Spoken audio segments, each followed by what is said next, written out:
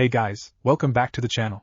This is a story about what if Naruto Kyuubi in high school DxD. Before I start, please support for more amazing content, and do consider subscribing to my channel and share this video with your friends. This is written by Raptor Fanfiction and link in description and support writer. Let's start the video. Story start. Brat, go to sleep pervy sage, we trained hard today. Brat, GAH. Naruto shouted as he was kicked out of the bed at the inn he and his teacher were staying at. He rolled out of the bed, and his face hit the ground with a powerful thud. He groaned and held his forehead, before he looked up at the tall bear of a man that had kicked him out of the bed. He stood up to greet him moments later. In the middle of a growth spurt, Naruto's clothes didn't quite fit him completely. He was in the middle of a training journey with his teacher after all, and at the moment they were working on training his taijutsu ability to get it up to par with most jonin. Since his hand-to-hand had previously consisted of him just being an unpredictable bastard with good physical conditioning, it was an appreciated type of training. Jiraiya, no last name, of the 3 Sannin. Student of the 3rd Hokage, teacher of the 4th Hokage, and teammate of the 5th Hokage. He had a legacy of being involved with the training of Hokage, and being trained by Hokage, since he received training from the man who had received training from both the 1st and 2nd Hokage. He was the man who was involved with the training of generations of Kage. There was no teacher in the Hidden Leaf that was more connected to the Hokage title than this man. The hell pervy sage! Naruto shouted as he punched Jiraiya in the stomach. Gah! Brat, don't hit me! The two started to fist fight each other then and there. -5 minutes later, we got kicked out of the inn. Naruto deadpanned as he looked at their bags being thrown on the ground in front of them. The two of them slightly bruised from their fist fight brawl, with him being more bruised than Jiraiya was. Naruto pointed at their bags on the ground as they were tossed there, and he started to get dressed with his ill-fitting clothes. Jiraiya just grinned. That's fine. Not it's not, it was my money that bought that and stay. Naruto shouted as he kicked Jiraiya in the back of the leg for being wasteful with his money. Naruto calmed down after kicking Jiraiya though, and rubbed the back of his head with annoyance. He was tired and his body was sore from the beatings that came with his training. So what did you even wake me up for? Naruto asked as he grabbed his stuff to put it inside of his backpack. Might as well go to another inn to get a night's sleep, or camp in the wild at this point. Jiraiya seemed super excited. When I was peeking. Actually research this time, and you've peeked with me before, you're just as guilty. Jiraiya blushed at the instant way that Naruto just denounced his activities as perverted. He noticed some people were staring at him in disgust, without giving Naruto those looks. Since he was a young boy, Naruto's actions weren't seen as harsh as his own. Anyway, I was just looking into a rumor about people vanishing and I found something interesting is all. A super interesting something. Jiraiya was still a ninja. He heard a rumor of people vanishing, and he had to check it out. Naruto raised an eyebrow. People go missing all the time, what is so special about this time? Naruto was no stranger to hearing about missing people, so while he would love to help, it wasn't something interesting to say the least. If this doesn't help me get stronger, then it doesn't really matter. Naruto waved a hand at the idea of investigating. Jiraiya was making lewd groping gestures. Well, one of the missing people came back. Good for them, I'm going to sleep in the forest, we can talk tomorrow. Naruto yawned into his hand and started to walk away. Also, we're waking up early for training, so be sure to get some sleep. Naruto turned around and shouted at Jiraiya, just to make sure that his master would know that he expected to get more taijutsu training early in the day. The next day. Ha! Come on Naruto, I thought you wanted to train hard, I'm barely breaking a sweat here. Jiraiya caught Naruto's fist and punched him in the face. Poof! Naruto rushed at him from behind when his clone popped, with Jiraiya jumped up and landed on a tree branch. He tossed the shuriken at Naruto, and the Naruto behind him popped as well, showing that it was a clone. Jiraiya took a knee to the top of the head that sent him crashing towards the ground. Ha, got you! Poof! Haha, you're too early to trick me with shadow clones. Jiraiya pat Naruto on the back when his own clone vanished. He grinned at Naruto's good use of them though. Using them to create distractions and lead the opponent into a trap was large improvement over the way Naruto used to use them, to simply aid him in throwing more punches and kicks. He took his kunai out instantly though when Naruto tossed the shuriken at him close range, and deflected them. They continued to train. They continued to train for hours. Naruto was not talented. Of all of his students, Naruto was the least talented, but he had near infinite stamina for training and battle. Jiraiya had a lot of stamina as well, so he could keep up with his student, but that was what was so great about his current apprentice. The fact that training Naruto was fun for him as well, because Naruto was a hard worker. His taijutsu had barely been genin level when he started training. Through over a year's hard work he had achieved enough progress that he could beat normal jonin in taijutsu. His strength and speed had increased as well from genin to almost jonin level, and this was after a little over a year's training. He was working himself to the limits, to the point that most others wouldn't be able to believe the amount of growth he was going through. It's not enough though. Jiraiya wiped the sweat off of his brow. Naruto's enemies were not just the average jonin. Naruto's enemies were all Kage-level ninja, each and every one of them were one-man armies in their own right. As amazing as the progress that Naruto was making was, the fact was that his enemies were still stronger than he was at the moment. Naruto was able to defeat Jonin now, but when his enemies could turn Jonin into fodder, that wasn't enough strength. Haha, let's keep going. Naruto took a few breaths before he stood back up and got ready to train even more. They continued to train. At the end of their training, the entire area that they were training at was reduced to craters and battle scars. The trees were knocked over, the ground was destroyed in many places by their techniques. Their training started in the morning, and lasted until after the sun had gone down. Okay, I'm calling it for the day now, will you hear me out? Jiraiya asked as he looked at Naruto's bruised and battered body as the boy started to heal from his injuries. Naruto just jumped back to his feet, looking at Jiraiya with his eyebrows knit together in suspicion, but he seemed like he was willing to hear him out now. Teach me a new jutsu, and sure, you brat, right now, we don't need to teach you techniques that go against your style. Your style is a lot like techniques that use a lot of hand signs aren't your forte. You need to improve the stuff you can already do.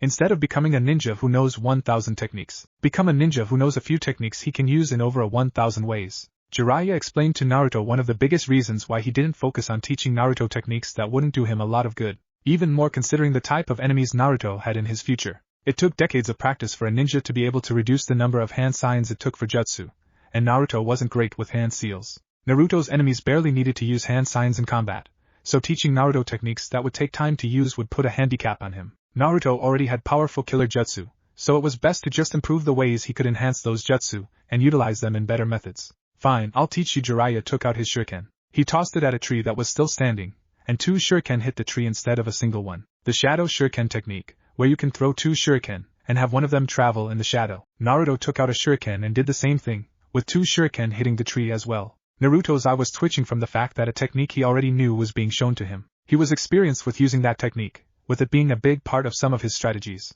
Then I'll teach you the bring down the house jutsu, but just listen to what I have to say. Jiraiya was going to go insane teaching Naruto. Naruto was every teacher's dream student. He was eager to learn, and wanted to train very hard to succeed. Those traits would make Naruto a good teacher's dream student, simply based on his desire to improve himself. Right now though, those traits were annoying, since he wanted to talk about something that wasn't training. Deal. Do you know what a space/time ninjutsu is? A ninjutsu that messed with space or time. Naruto deadpanned. It was in the name of the technique after all. Jiraiya sighed at himself for asking that question, since most people would be able to figure out what it dealt with from name alone. Come with me. At another location. What am I staring at? There was a crack underneath a bush, in a hot springs, next to the female side of the hot springs where he had no doubt that Jiraiya was peeking at. It wasn't just a crack though.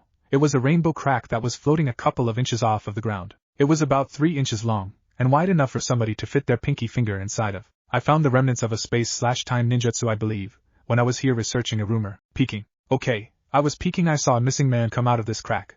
Jiraiya pointed to the crack in space/time. He placed his own finger close to the crack, and his finger started to get sucked up towards the crack. He managed to pull his finger back before he got sucked into the crack, and he had a grin on his face. It leads to another world. Naruto raised an eyebrow. Another world? You mean a world that isn't this one? So if we go there, we won't be on Earth anymore, like that kind of another world? Naruto was now a little more interested in something that wasn't his training. I went there. It's a pervy world. Why do you have to ruin this for me? Jiraiya shouted at Naruto when Naruto instantly guessed why he was excited to share this information with Naruto. He had tears in his eyes from how Naruto went from slightly interested to not interested at all about any of this. I spent about 2 years there. Bullshit. Not bullshit. I really spent 2 years there. I'm not kidding. The missing man spent 3 days here there, and he said that he had spent 6 years there. 1 day here is 2 years over there, and it is a pervy world. Jiraiya's hands made his usual lewd groping motion. Naruto stared at him and looked at the crack in interest. 1 day equals 2 years. Naruto's head did the math on that little fact, and how he still had about 1.5 years left on his training journey. His brain did the math, and he could get several years of training over there, and still have more than enough time to take everything he learned and hone it over here. I can train a ton over there / we can do a ton of pervy things over there, and not waste any training time. Naruto and Jiraiya both shouted out their ideas. Excuse me? Naruto asked Jiraiya with a deadpan stare. You want to waste what can be easily 6 years of training for me doing pervy research? Naruto asked as he palmed his face. Jiraiya grinned. The women over there, let me tell you something, they are easy. They have genetic desires that attract them to people with powerful genes and strong auras, and that is where you come in. Jiraiya pointed at Naruto with a grin. Nobody had better genes than Naruto. Naruto also had so much chakra that it seemed endless, and with the world-shattering power of the Kyuubi inside of him, Naruto would be a complete babe magnet in that world. His aura would get the women in that world to come seeking him, and that would be amazing for his books. He could abuse Naruto's chakra and the Kyuubi's chakra to allow himself to get tons of research, and whatever girls Naruto rejected would be easy picking for him. But I don't have powerful genes to pass down.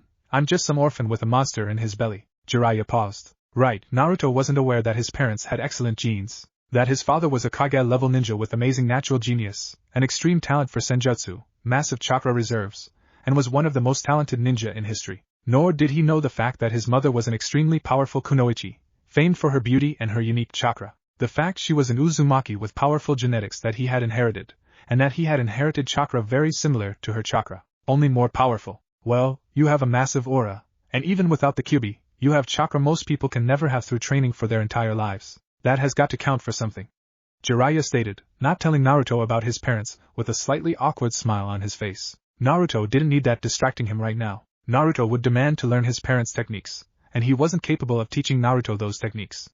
As it stood, it would just distract him from his training. Training? What? Give me better training, teach me something good, and then I'll agree to go to this place with you. I'm not wasting my time going to some pervy world if I'm not going to be getting good training out of it. Naruto stopped talking when Jiraiya tossed a piece of paper at him. What is this? Channel chakra into it. The paper split in half when Naruto channeled his chakra. What does this mean? You are attuned to wind, which is your chakra element. If you agree to this, I'll help you learn something even the fourth Hokage and me have failed to do. Complete the Rasengan. How about it? Does a potential S-class forbidden jutsu sound like a fair trade-off? Jiraiya deadpanned in response to Naruto's deal for him. He originally planned to eventually train Naruto in this anyway, if Kakashi didn't beat him to it. Naruto stuck his finger in the crack. Jiraiya quickly grabbed onto Naruto the second the crack in space and time started to drag the two of them through the crack. Pain. The process of having your body squeezed through a portal to another world was extremely painful, and Jiraiya felt a good portion of his chakra get sucked by the crack in order to do something. An instant, they popped out of the crack. Ah, that hurt.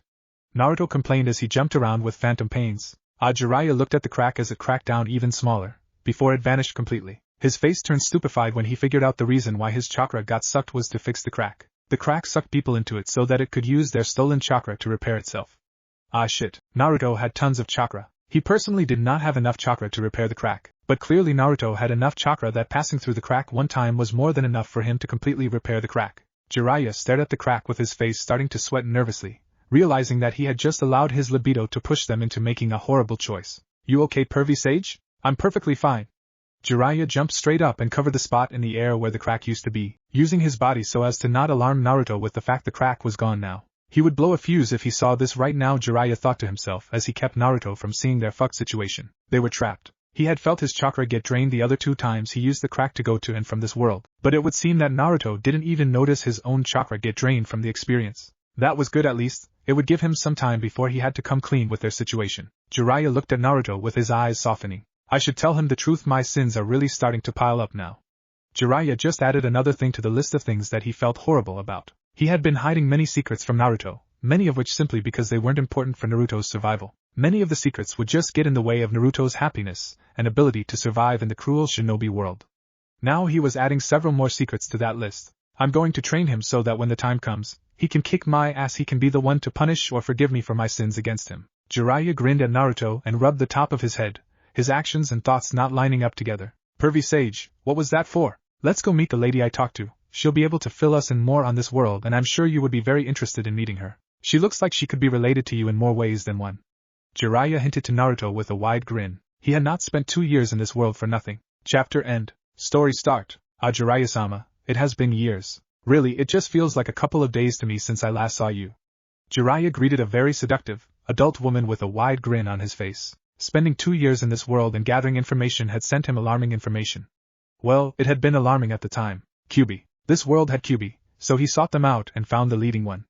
Yasaka, a Kyuubi that he had met during his investigation of this world. He had sought her out purely because she was a Kyuubi, but she wasn't like the Kyuubi he knew, the one that even he feared for its power to cause natural disasters with a swing of its tail, to redraw maps with its prescience, and cause such massive amounts of fear. She was a beautiful woman, not a bloodthirsty monster. I assure you, Jiraiya-sama, it has been several years and this is Naruto-kun?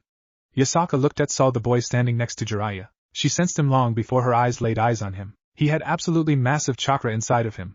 His energy and life force was just unreal in its size and strength. The chakra he had was so potent, and he had a second source of chakra that was even more powerful and malicious inside of him. Hatred so powerful and sense that she was sure that there was nothing more filled with hatred. If she searched the world for 1,000 years for something filled with more hatred, she doubted anything she found would come close. This is my brat Naruto, this is Yasaka, she's a Kyuubi. Oh cool, why aren't you having more of a reaction? Jiraiya pointed to Yasaka with both of his hands outstretched, completely confused by Naruto's lack of reaction. Her 9 fluffy tails were completely visible, and she looked like she could be Naruto's own relative. Now he had almost no reaction to the fact that she wasn't human. Sorry, I expected more of a reaction from him. Jiraiya apologized to Yasaka. Naruto's brow twitched. I might have had more of a reaction, if I wasn't absolutely sure whatever person I was meeting was some kind of hot woman. It seems that Naruto-kun is aware that Jiraiya-sama is quite the pervert. Yasaka spoke ill of Jiraiya without even hesitating. He's a self-proclaimed super pervert. Yes, he does seem to be quite proud of himself. You must be his apprentice, he has spoke of you. Is it quite true that you've quite the seductive woman when you want to be? Yasaka spoke as she closed her eyes, picturing the image in her mind. She had heard stories of this sexy jutsu from Jiraiya, about how Naruto was quite the kitsune when he wanted to be, yet here he was, a human who bore quite the startling resemblance to somebody from her species, and showed personality traits so very similar to her kind. I'm just here to train, because I need to get stronger. He wanted me to meet you. She's a Kyuubi, isn't there anything you want to ask her, or tell her don't you have anything you need? I thought that this would be the most interesting person to teach you about this world, have more of a reaction anyway, Yasaka, since he's boring. Why don't you and I catch up in private? Jiraiya asked with a suggestive tone. Yasaka just giggled into her sleeve. No thank you, I respect your power and knowledge, but you'll need to get me quite drunk if you want me to lower my standards. Ha! Shut up, Naruto. Jiraiya punched Naruto's ribs and winded him, when Naruto began to laugh at him being turned down. Naruto on the other hand just held his side in pain, before he sat up and glared at Jiraiya. On a serious note, how goes that thing I asked you to do for me? Jiraiya asked Yasaka with a wide smile. She thought about it. Yes, I do believe that I finished that well over 3 years ago. Yasaka showed slight bitterness that Jiraiya had not come back to get what he needed from her. Instead, he left her waiting for over 3 years with papers that she had no use for. Yasaka signaled for a hidden yokai to go and retrieve what was needed. Moments later, in a few moments Jiraiya was given pieces of paper with documents on them. Everything looks to be in order here, and look at that, Naruto. Now we're citizens of Japan. I asked Yasaka to prepare these for us the last time I was here. She's a very capable woman. Jiraiya bragged about his contact being an amazing person. He figured that he might come back to this world with Naruto, and it would be better to have legal papers to let them blend in. Naruto just looked at the papers with a raised eyebrow, before he realized that other than the language being slightly different, he understood what was written down. Jiraiya Namikaze and Naruto Uzumaki. The hell are you using the 4th Hokage's last name for? Naruto asked with a deadpan tone. Jiraiya didn't answer him. Naruto dropped it. Thank you, Yasaka. And how is your daughter doing? Last time I saw her, she was just a small little thing. Jiraiya noticed a small figure standing behind the door. He gestured to a very short height, and Naruto raised an eyebrow. Has she grown into a beauty? I believe my daughter is growing beautifully. Anyway, let's not make small talk. You want to know which place has the best research material for your filthy books? Yasaka even knew that Jiraiya was a naughty author. Her smile was very strained when she asked him the question though, but not for the reason that was stated. Yes, and by the way, did you ever end up writing Ika Christian Trap because I have yet to see it on shelves like you promised, or did I allow you to peek on me in the bath? For nothing? There it was, pervy sage explained.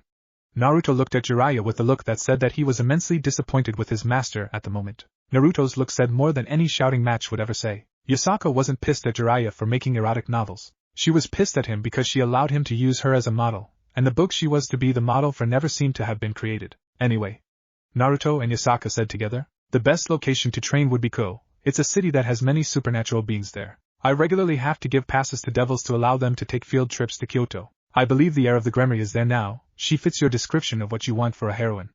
Yasaka explained to Jiraiya as she went into detail on what she knew. Actually, last year she came to Kyoto for a class field trip. She perfectly fits your description of a supernatural red-haired spitfire with a bombastic body. Yes, she had quite the temper tantrum when she was forced to leave Kyoto before she got to experience everything. Her hair is very red, and very long, and her body is quite seductive. Yasaka explained more of the situation. Jiraiya nodded his head. Perfect, and do you have a picture? I do not. I don't understand what is going on school field trips.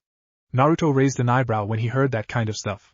Jiraiya looked at Naruto for a moment, before he smiled. Well, normally children and teens go through school until they are about 17 or 18, and then they go through a couple more years of school if they want to. In our world, our children leave the academy between the ages of 7 and 12. Jiraiya explained for both Naruto and Yasaka. Oh, still going on about being from another world, you see now, man. Yasaka casually threw in an insult into that, while sounding quite polite and casual with her tone. It was actually impressive how the more she talked to Jiraiya, the more bitter she seemed to be getting with him. She started off very polite and respectful, and now the respect was clearly gone. Naruto was not helping with that much. Okay, and why are you looking for a supernatural red-haired spitfire with a bombastic body exactly? Naruto asked with a raised eyebrow. Jiraiya opened his mouth before stopping himself. The most beautiful kunoichi in our village was a red-haired woman, but I never tried to peep on her out of respect and a little fear of her. I figured you might like to meet a woman like her. Her name was Kushina. She even taught the 4th Hokage how to use Fuinjutsu. I wondered if there was a woman like that here. Jiraiya had just wanted to finally get some red-haired inspiration for his books that he never got from his own world. He looked at Naruto with a serious glance, while Naruto just shrugged his shoulders. Yasaka blinked for a few times before the fur on her tails bristled when she caught the drift of what Jiraiya was doing. For a brief moment, a look of rage came over her face, before she forced herself to calm down. You want to see if the boy has a reaction to women like his mother. You still have not told him about who his parents are. You complained to me about how hard it was, keeping it a secret from him, and how you wish to tell him the truth. Are you saying in the 4 years you were gone, you never told him? Yasaka had heard many stories about Naruto's parents from Jiraiya, the drunken nights when he would brag about his old student, the ways he explained how it was him who got to name his godchild. If Naruto didn't know his parents' names, then that meant that he had no clue that this man with him was also his godfather. She calmed herself though. So, some hot redhead taught the 4th Hokage Fuinjutsu. Guess you can't take credit for being his only teacher then. Naruto gave a backhanded comment to Jiraiya, with a teasing smile on his face. Oh. Naruto got hit in the head for his comment. I was still his greatest teacher, and Yasaka, I promise my words still hold true. We should talk about this in private. Yes, let's. Yasaka stood up and exited the room. In the other room, explain yourself. The crack sealed up. Naruto and I are stuck in this world now and he doesn't know. Originally, I just wanted to see if I could recreate the romance his parents had so that Naruto could feel closer to his parents, and I could reveal the truth to him so he could understand how hard it was for his father to seal the Kyuubi inside of him. Jiraiya's reasoning had been both pure and impure in nature. Now that they were stuck in this world, he wanted to make sure that Naruto could have some comfort. He wanted Naruto to meet a girl that he could feel comfortable with. But more than that, he wanted to make sure that Naruto was in a good mental place to learn the truth. You are abusing a son's natural love for their mother. To fit your own selfish ends. You're a horrible. I know, I'm a horrible godfather and I don't want to tell him I'm his godfather. I'm afraid if he learns, he won't want me in his life anymore. That brat is the most important person to me. I want to make sure he is happy before he kicks me out of his life. I see well your heart is in the right place, so I will forgive your actions. Yasaka just sighed when she heard the sound of a defeated man. Your love is very real, that much is true at least. You might not be a great godfather, but I can see the two of you make each other happy. Yasaka didn't want to fight the man in front of her, and she didn't want to ruin his relationship with his young charge either. Jiraiya looked ashamed of himself for a moment. Do you suggest this place? I highly suggest it.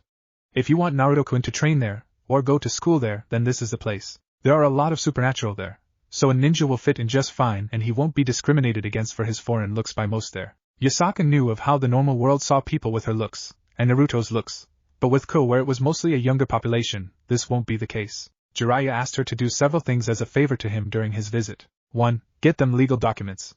Easy. Point 2. Find a hot supernatural redhead with a temper. Hard, but done. Point 3. Find a place where Naruto could fit in, and make friends.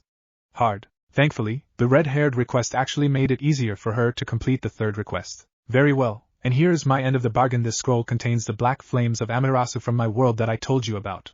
I sealed these flames myself. Do not touch them. They burn everything, even fire itself. They burn for 7 days and 7 nights straight, and cannot be put out. Jiraiya explained the flames that were in the scroll he was giving to Yasaka. What do you need them for? He asked her with a furrowed brow. She smiled. I don't need them, I just wanted them. You told me about them, and Kitsune fire is quite powerful, but having access to flames that put my own to shame would be something to brag about. How do you refer to it? Yasaka asked him with a small smile. Measuring contest. Yes, and right now, my flames are the strongest. Even if I never plan to use these flames, at least I can claim that mine are the best. Since I know I can unleash this flame. Yasaka looked at the scroll in her hand with a look of excitement. She had no plans to ever use them unless needed, but the fact was that she now had access to some legendary flames. Well, with those flames, you certainly have the biggest in that contest. Yes, that does seem to be the case. Oh, and Naruto-kun reminds me quite a lot of my daughter. If you would please bring him here more often, that would be appreciated in the future. I feel that he and her would get along quite well. Yasaka stated as she placed the scroll away, and put her hands together. Sure, why not? Yes, I feel like that they could really create something great, quite the great friendship. Yes, Naruto makes friends with just about everyone. I'm sure he would be a great friend for your daughter. Jiraiya said without catching her meaning. Yasaka looked at him with a raised eyebrow, before she shrugged her shoulders. Naruto was quite the fine young man. His chakra reserves were outstanding, almost impossible to believe that a mere human could have such reserves, and his genetics according to Jiraiya were just as amazing. The fact that he came from a clan of humans who had healing powers, immense chakra reserves, had extremely powerful and durable bodies, and could survive lethal wounds was great.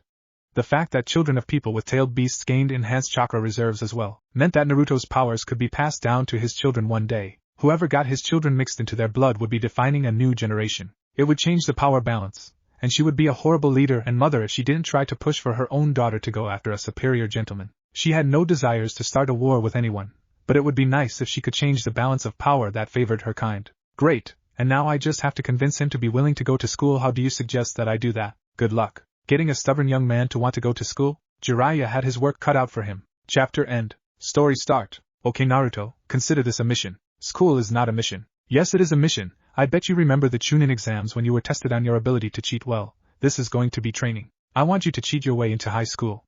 If you're a good ninja, you'll be able to pass as an excellent student. Jiraiya spoke as he gave a fake mission to Naruto. Naruto gave him an extremely suspicious look, before he actually thought about it for a hot minute. The math actually did add up. So school during the day, and training at night. No, training all day since you're going to be learning how to use wind element change.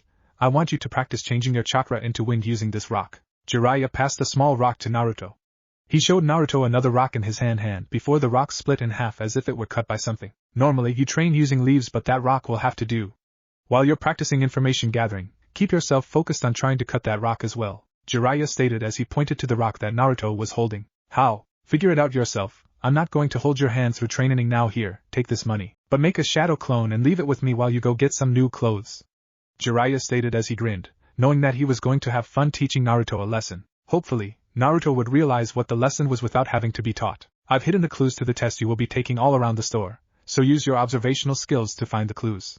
Jiraiya stated as he crossed his arms. When? You're not the only one who can make clones. Good point. Much later. Look at this handsome young man, such a charmer, that really makes your eyes pop. Yasaka stated as she looked at Naruto come out of the changing room. He was just wearing normal street clothes, but she wanted to gush over going to the store with a boy who looked like he was her son. They were both fair-skinned blondies, though they had different eye colors.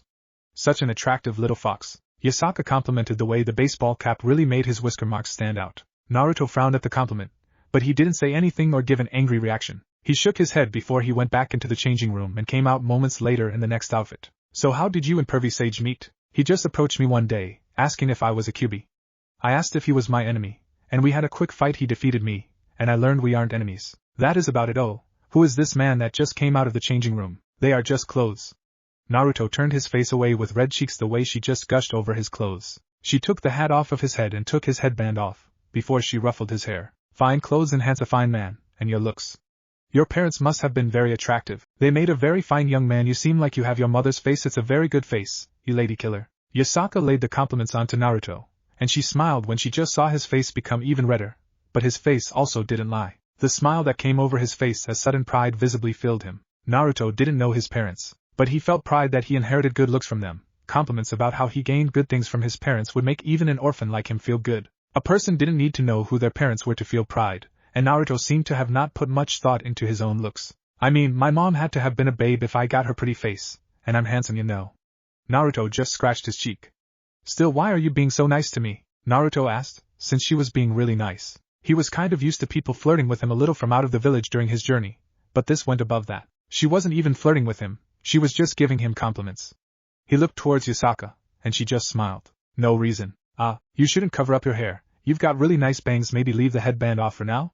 Yasaka suggested to Naruto, and he ruffled his bangs in thought. He ended up grabbing his headband from her, and he tied it to his neck with his cheeks reddened, and they stayed red. She just smiled and picked out another outfit for him to try out. Don't worry about going over your budget. Jiraiya stole that money. I'll pay for everything, so why don't you keep that money a secret? Yasaka whispered as she put a finger to her lips. Naruto blinked as his eyes unfocused. For some reason, he just got the mental image of Jiraiya kicking him in the face. It was like a brief flash of memory, but he had the memory of just Jiraiya telling him to stare at him for a long time, and then a kick to the face. Then the memory faded without him feeling any of the pain, as if he got the memory in a flash, and now it was a part of his memories forever. Oh, I need to keep finding those clues for the test to get into that school. I'll show the perv that I'm a good cheater. Naruto suddenly remembered Jiraiya had set out clues around the mall. The flash of memory with Jiraiya reminded him that he was supposed to be training and getting new clothes that fit him. Yasaka stared at Naruto. A good cheater. Oh right, ninja training. I'm going to tell you this, there's no way that Jiraiya hid anything in this store. I'm not smelling any of his chakra in the mall. Yasaka confirmed that Jiraiya had lied to Naruto to get him to go shopping for some new clothes. She spoke in such a deadpan way that he didn't even doubt her words. Still, it isn't hard to cheat. Just steal the answer key and memorize it ahead of time. They use the same basic tests. Yasaka gave Naruto that help for cheating. Not that she approved of test cheating, but this was for his training, so she would at least give him advice. The moral standard of a ninja was of course going to be different than that of a normal person. Now that pervy sage isn't here though, you're really a Kyuubi? Naruto asked with a lot more interest now that Jiraiya was off somewhere. She nodded her head. Yes, I am a Kyuubi no Kitsune, Yasaka, leader of the Yokai of my faction. I'm not as powerful as the monster in your gut. Yasaka shivered in slight fear, because from what she could sense, the demon in Naruto's belly was something that existed on its own scale of power. It was something with so much power and hatred that she didn't dare ever compare her power to it. But I'm quite strong in my own right. My daughter is strong, though she isn't mature enough to make use of that strength, so why don't you look after her in the future if she ever needs help? Yasaka asked Naruto for that favor. She giggled when he nodded his head the same way that she did, the way his eyes slightly tilted up when he nodded his head, before he closed his eyes to complete his head nodding. It was the same body language one expected of a kitsune, which just really made her feel like she was spending the afternoon with her own flesh and blood. He just pulled the motherhood instincts right out of her. Sure, I'll do what I can. Naruto promised that. Great, and Jiraiya said you have been training for a while now. I'm just curious. But when did you start becoming a ninja? How young were you when your village started to train you? I was about 4 when I started at the academy, but I failed graduation a few times. Yasaka? Naruto asked, before he tilted his head in confusion. Yasaka's grip on the clothes she was picking out turned extremely tight. Jiraiya didn't mention he was a child soldier. This sweet boy was forced into the military at such a young age, and according to Jiraiya he was neglected, treated like dirt, and ignored without a family? Yasaka's eyes lit up in rage, her pupils becoming fine slits from the sheer cold rage that boiled deep inside of her. She just imagined her own child undergoing the same things that Naruto had to put up with. She was a mother, and thinking of her child being forced to become part of the military, to risk their lives for a cause, just filled her with an otherworldly anger. She calmed herself down, since Naruto seemed like he was a happy person, so despite his treatment he must have had something to keep him happy and sane. She told herself that mentally to stop the images of her own child in Naruto's situation, because when she looked at Naruto, it was very easy for her to replace him with her own daughter mentally. Imagining what would happen if she had died, and her daughter was treated like trash by society. Any parent would feel nothing but rage and sadness, the thought of their own child going through such a thing. Yasaka. Yes, sweetheart? Yasaka asked as she closed her eyes, not allowing the rage in her eyes to show. She could see through the small slits that her eyes had become. She saw that Naruto's own eyes were closed as he grinned at her. She looked down and noticed that he had grabbed her hand. Are you okay? Her heart melted when she realized that he had noticed her sorrow and rage, and his first instinct had been to ask her if she was okay. He was a child soldier, but he really was such a sweet teenager, that when he saw somebody hurting, his very first instinct was to offer his hand. Even to a woman who was his elder, he wanted to give his hand and help for them. No, I'm not okay, I just can't stand how much of a sweetheart you are. It makes me want to keep you to myself, but sadly I can't. Jiraiya is your teacher. Yasaka opened one of her eyes so she could get a closer look at Naruto. Her heart went out to the boy. She saw so much of herself in this boy, the way their faces were so kitsune-like and similar. The way their hair was like the sun, and their heart-shaped face structures. She was a mother to a daughter who Naruto reminded her of, and his looks were just so similar that it was hard for her motherly instincts to not just kick in. His chakra, while the chakra deep inside of him was pure evil, malicious, and like an endless abyss of malice, Naruto's own chakra, his chakra, was bright and pure like the sun. His chakra contained the history of his life. His chakra was tempered in pain and suffering, which made it all the brighter. She was a yokai, sensing chakra was what she did. The way that Naruto just gave off the aura of a person who suffered through so much pain caused her heart to cry, but the way that his smile was just so bright and his chakra so sunny, made her heart beam in pride. This boy was special. Later that night, so what is your slap? Yasaka slapped Jiraiya the second that he tried to speak with her, tears already gathering at the edges of her eyes. She just needed to spend one day with Naruto for strong feelings to emerge inside of her, and she couldn't deny herself the need to slap somebody. I deserve that. No, you didn't. I'm sorry for slapping you, one of the people who loves that boy, but I had to take it out on somebody. Yasaka apologized as she grit her teeth, wiping her eyes. She had to slap somebody who was part of Naruto's life, somebody, anybody, that she could take her rage on. She saw Jiraiya stand up and take his top off. He smiled. Attack me all you want, I wanted you to spend a day with Naruto so you could understand the depth of his pain. You were angry at me just from hearing stories about his past. Now you fully understand the kind of boy that was put through that pain. Your anger is justified, and you need somebody to take it out on. Jiraiya was willing to take her beating until she was satisfied. He had a strong body, and Yasaka was a mother. He had no doubt that she took this far more personally than others did. The fact was that he knew Yasaka just needed to spend one day with Naruto to form a bond with him, because that was who his student was. He formed bonds with people that were so strong that it was almost unreasonable. He attracted people to him, people that became his best friends or his worst enemies. Yasaka sat down. No, I'm not going to attack you, but I want you to explain why you weren't there for him. I don't have a reason, I just wasn't there, which is why you should take your anger out on me. I have no excuse. Yasaka actually accepted that answer. It might have been because Jiraiya seemed to genuinely not know the answer, or because he was willing to take her rage, but his answer didn't make her angry. If anything, nothing she did to him would hurt him more than he seemed to hurt himself over how he wasn't there for Naruto. No wonder you never became a parent. You would be a horrible parent to a normal child. Thankfully, it seems you're a good influence on that child. He's a good boy. He's scary though. The way his aura just makes you want to believe in him. The way he easily worms his way into your heart. His chakra tells such a dark story, but his smile tells a different one. He's a beautiful contradiction. My son is such a good Kyuubi. Yasaka's cheeks turned bright red moments after she spoke those words. My son is such a good Kyuubi. Jiraiya laughed and sat down. He's like my grandson. And to my teammate Tsunade, he's like her grandson. His teacher Irika considers Naruto to be like a brother. Once you've bonded with Naruto, he becomes your family. He's a natural-born leader, with charisma that no boy his age should have. Let's have a drink. I want to tell you about how he changed a serial killer into a good person. Later that night, Yasaka wasn't crying. She understood though. Jinchuriki, the power of a human sacrifice. That's an awful word. And this Gaara boy, he was treated that horribly too. I can't even tell what was worse. Naruto thinks Gaara was treated worse than he was, and Gaara also considers Naruto's treatment to be worse. Gaara had a family, siblings who did love him, and people did try to kill him, but his automatic defense stopped all of them. Naruto considers Gaara to have suffered more, but the fact was they understood each other's pain. It's a talent. He doesn't just fight his enemies, he tries to understand them. He wants to understand others. Jiraiya was pink in the cheeks from how much he was drinking. He was telling Yasaka the true story of Naruto's life, unedited, every gritty detail, including the things that he had been told from Kakashi. About how much Naruto had suffered, how hard he worked to make any progress in his strength. How many times the boy's life had been put into danger. He might have purposely left out the time he himself put Naruto's life in danger, and he learned to summon toads to help him fight Gaara, thanks to you teaching him to meditate and focus the Kyuubi's chakra. Yasaka smiled at Jiraiya. He smiled back at her. Now tell me the truth. Yasaka didn't buy his lie for a second, her face showing that she knew that he had told her an outright lie. I threw him into a canyon with spikes and it's so deep you can't see the bottom. Do or die training. Yasaka stood up and punched him in the face. You deserve that. That training works for idiots like me and him. I regret nothing. Jiraiya stated as a black eye started to form in the spot she hit. Do or die training was the best way for idiots like the two of them to learn anything. Anyway, you don't understand. Naruto teaching him is a challenge. His brain just works different if you don't word things in a way he understands. He just doesn't get it, so I've learned that to train Naruto. Let him figure stuff out on his own.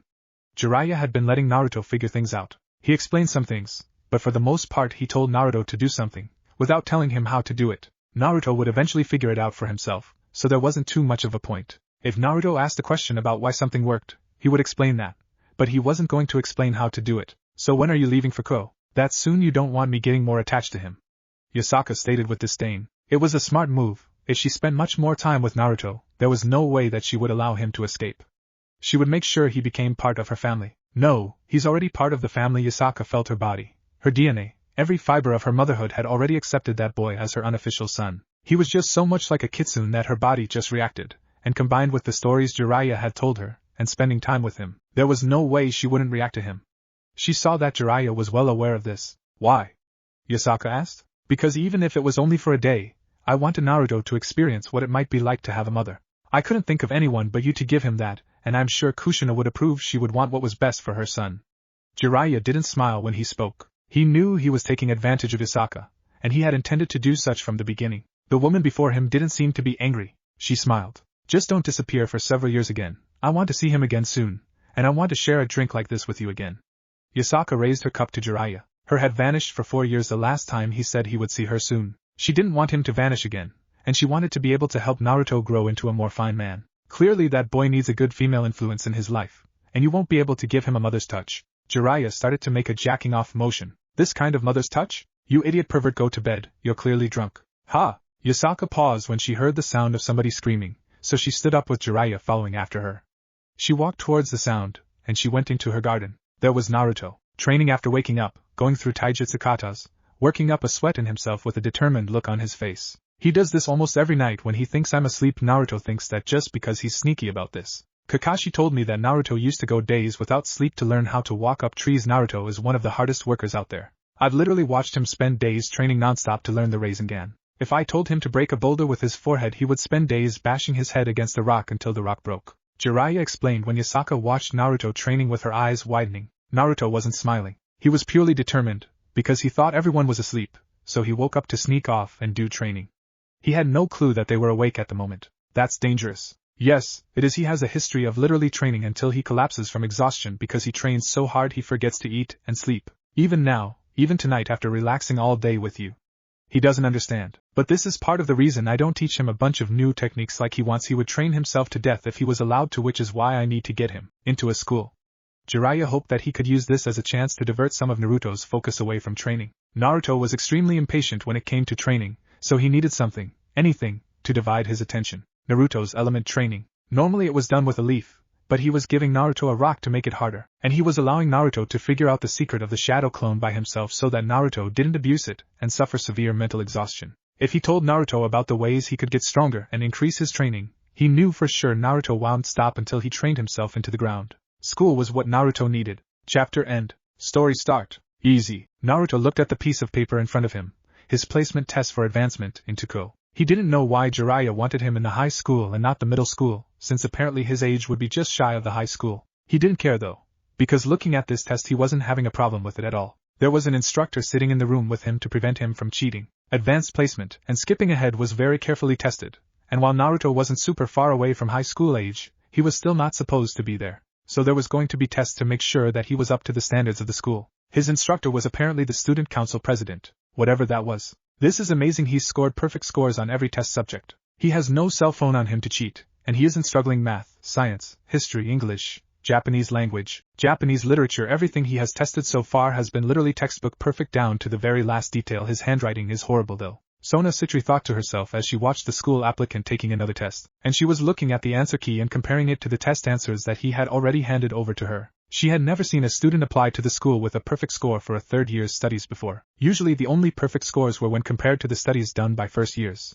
Yet he completely aced those tests. He aced the second year tests, and he was perfect scoring on the third year tests. His scores were amazing. Good thing I stole the tests and copied them down last night, Naruto thought to himself. His study session. aka Naruto took the answer key, and he wrote down the answers and the questions for all of the tests. Then when he got back to Kyoto he practiced them all night long. He had a shadow clone read him the questions and he responded with the answers, and then he read the shadow clone the questions and repeated the process until both he and his shadow clone could repeat the questions and answers by memory. Here you go. Is there another test for me to take? Naruto asked as he passed the last written test he had to take up to the woman. She took it. She scanned it quickly, and she compared it to the answer key. Her eyes almost widened when she saw yet another perfect score, each answer being textbook examples of the correct answers. She cleared her throat and stood up, before she reached into her bag. She took a gym uniform out and passed it to Naruto. Ko has very high standards for physical development, so Sona's eyes widened when she saw this 14-year-old start to take off his shirt, and she saw well-developed muscles for his age. Wait for me to leave the room first, Sona stated, quickly leaving the room. She looked over the answer sheets Naruto gave her. Uzumaki Naruto, a transfer student who had a guardian that wished for him to skip grades. It was not unusual for parents and guardians to wish for their children to skip ahead because they were smart for their age, but this was the first time that she actually found herself agreeing with them. Naruto came out of the classroom, fully changed. Sona nodded to him and gestured for him to follow her. Still, he's well developed, but I doubt that his physical scores will be up to the standard for him to skip grades. Still, I will keep my eye on this boy for sure. His aura is extremely powerful. Does he have some kind of sacred gear? Sona thought as she imagined to herself the possibility. It was possible he had some kind of mental development assisting sacred gear, which would make his potential for learning amazing. Or maybe he was just blessed with enhancements from a sacred gear, passive strengthening that just made him better than other humans around him. His paperwork confirmed him as human, and she didn't get a chill from him to suggest he was her natural enemy, nor did she feel demonic power from him, just an extremely powerful aura. Sona, are you busy right now? I kind of want to play some chess. Hello. Naruto raised an eyebrow when he saw an extremely beautiful red-haired woman, a very tall girl at that. She had blue eyes and fair skin, but her hair stood out as a unique scarlet-red color, almost like a blood or tomato-colored. She had a uniquely sexy body that would make most women completely jealous. Sorry Rias, I'm testing a potential transfer student, maybe later. A potential transfer? Well, I hope you pass her tests. She's quite strict. Rias paused for a moment when her eye caught the test scores that were in Sona's hands. She blinked and looked at the test scored more directly, seeing perfect scores. CT with testing, most people don't make it. Rias finished her sentence after a brief pause. Naruto and Sona were already walking away. Rias full stopped and turned around, squinting her eyes as she looked at the test scores from a distance, now fully paying attention to them. Perfect first, second, and third year scores from a 14-15-year-old? Rias questioned with a raised eyebrow, because even as she was, she couldn't get perfect scores on all of her own subjects. She was a very intelligent person, and she studied quite hard for her tests. She closed her eyes and extended her senses. She gasped, His aura was freaking insane. She could tell he wasn't a fallen angel or an angel, and he was no devil or yokai, but the power and density of the aura inside of his body was just insane. A spark of interest lit up in her eyes when she opened them, looking at the blonde-haired boy with a curious eye. She had never sensed a human with such a powerful and mysterious aura before. It was so weird. His aura was so bright, sunny, and powerful, and it seemed like staring into the ocean. The deeper she stared though, the darker the aura seemed to get. At the deepest part she could sense, it was even more dark and malicious than her own aura. That is quite an interesting young man. Is he pushing his aura out like that on purpose, or is that just his natural state? Rias had to question, and she moved towards the window, watching as he entered the track and field part of the schoolyard. Most people had their auras either hidden, or they only output the minimum amount that naturally leaked out. Was this his maximum output that he just wore like a cloak, or was this the minimum amount of aura that leaked out of his body, and his energy was just that massive? PFFFFFT. Outside. What the Sona whispered when Naruto broke a record without breaking a sweat, a human world record at that. She blinked and rubbed her eyes, hearing somebody spitting in shock nearby, but paying it no mind. The first test was record-breaking. Every test after that was just as record-breaking. He didn't just break records, he completely shattered each record for each event. He didn't even seem aware that he was performing on an outstanding level. The other track and field club members were all stopped in their tracks as they watched Naruto breaking records. Gotta keep it within civilian levels, Naruto thought to himself as he jumped over a pole that led to a cushion. It was pretty high up, but he was sure that a civilian would be able to make the jump if they tried. Sona rubbed her eyes again, moving her glasses to the side. I'm sorry, could you take that test again? I got some dust in my eye. Sona paused when Naruto didn't hesitate to break a record a second time, and she recorded it down. She led him through every event, and recorded down every single score that he made.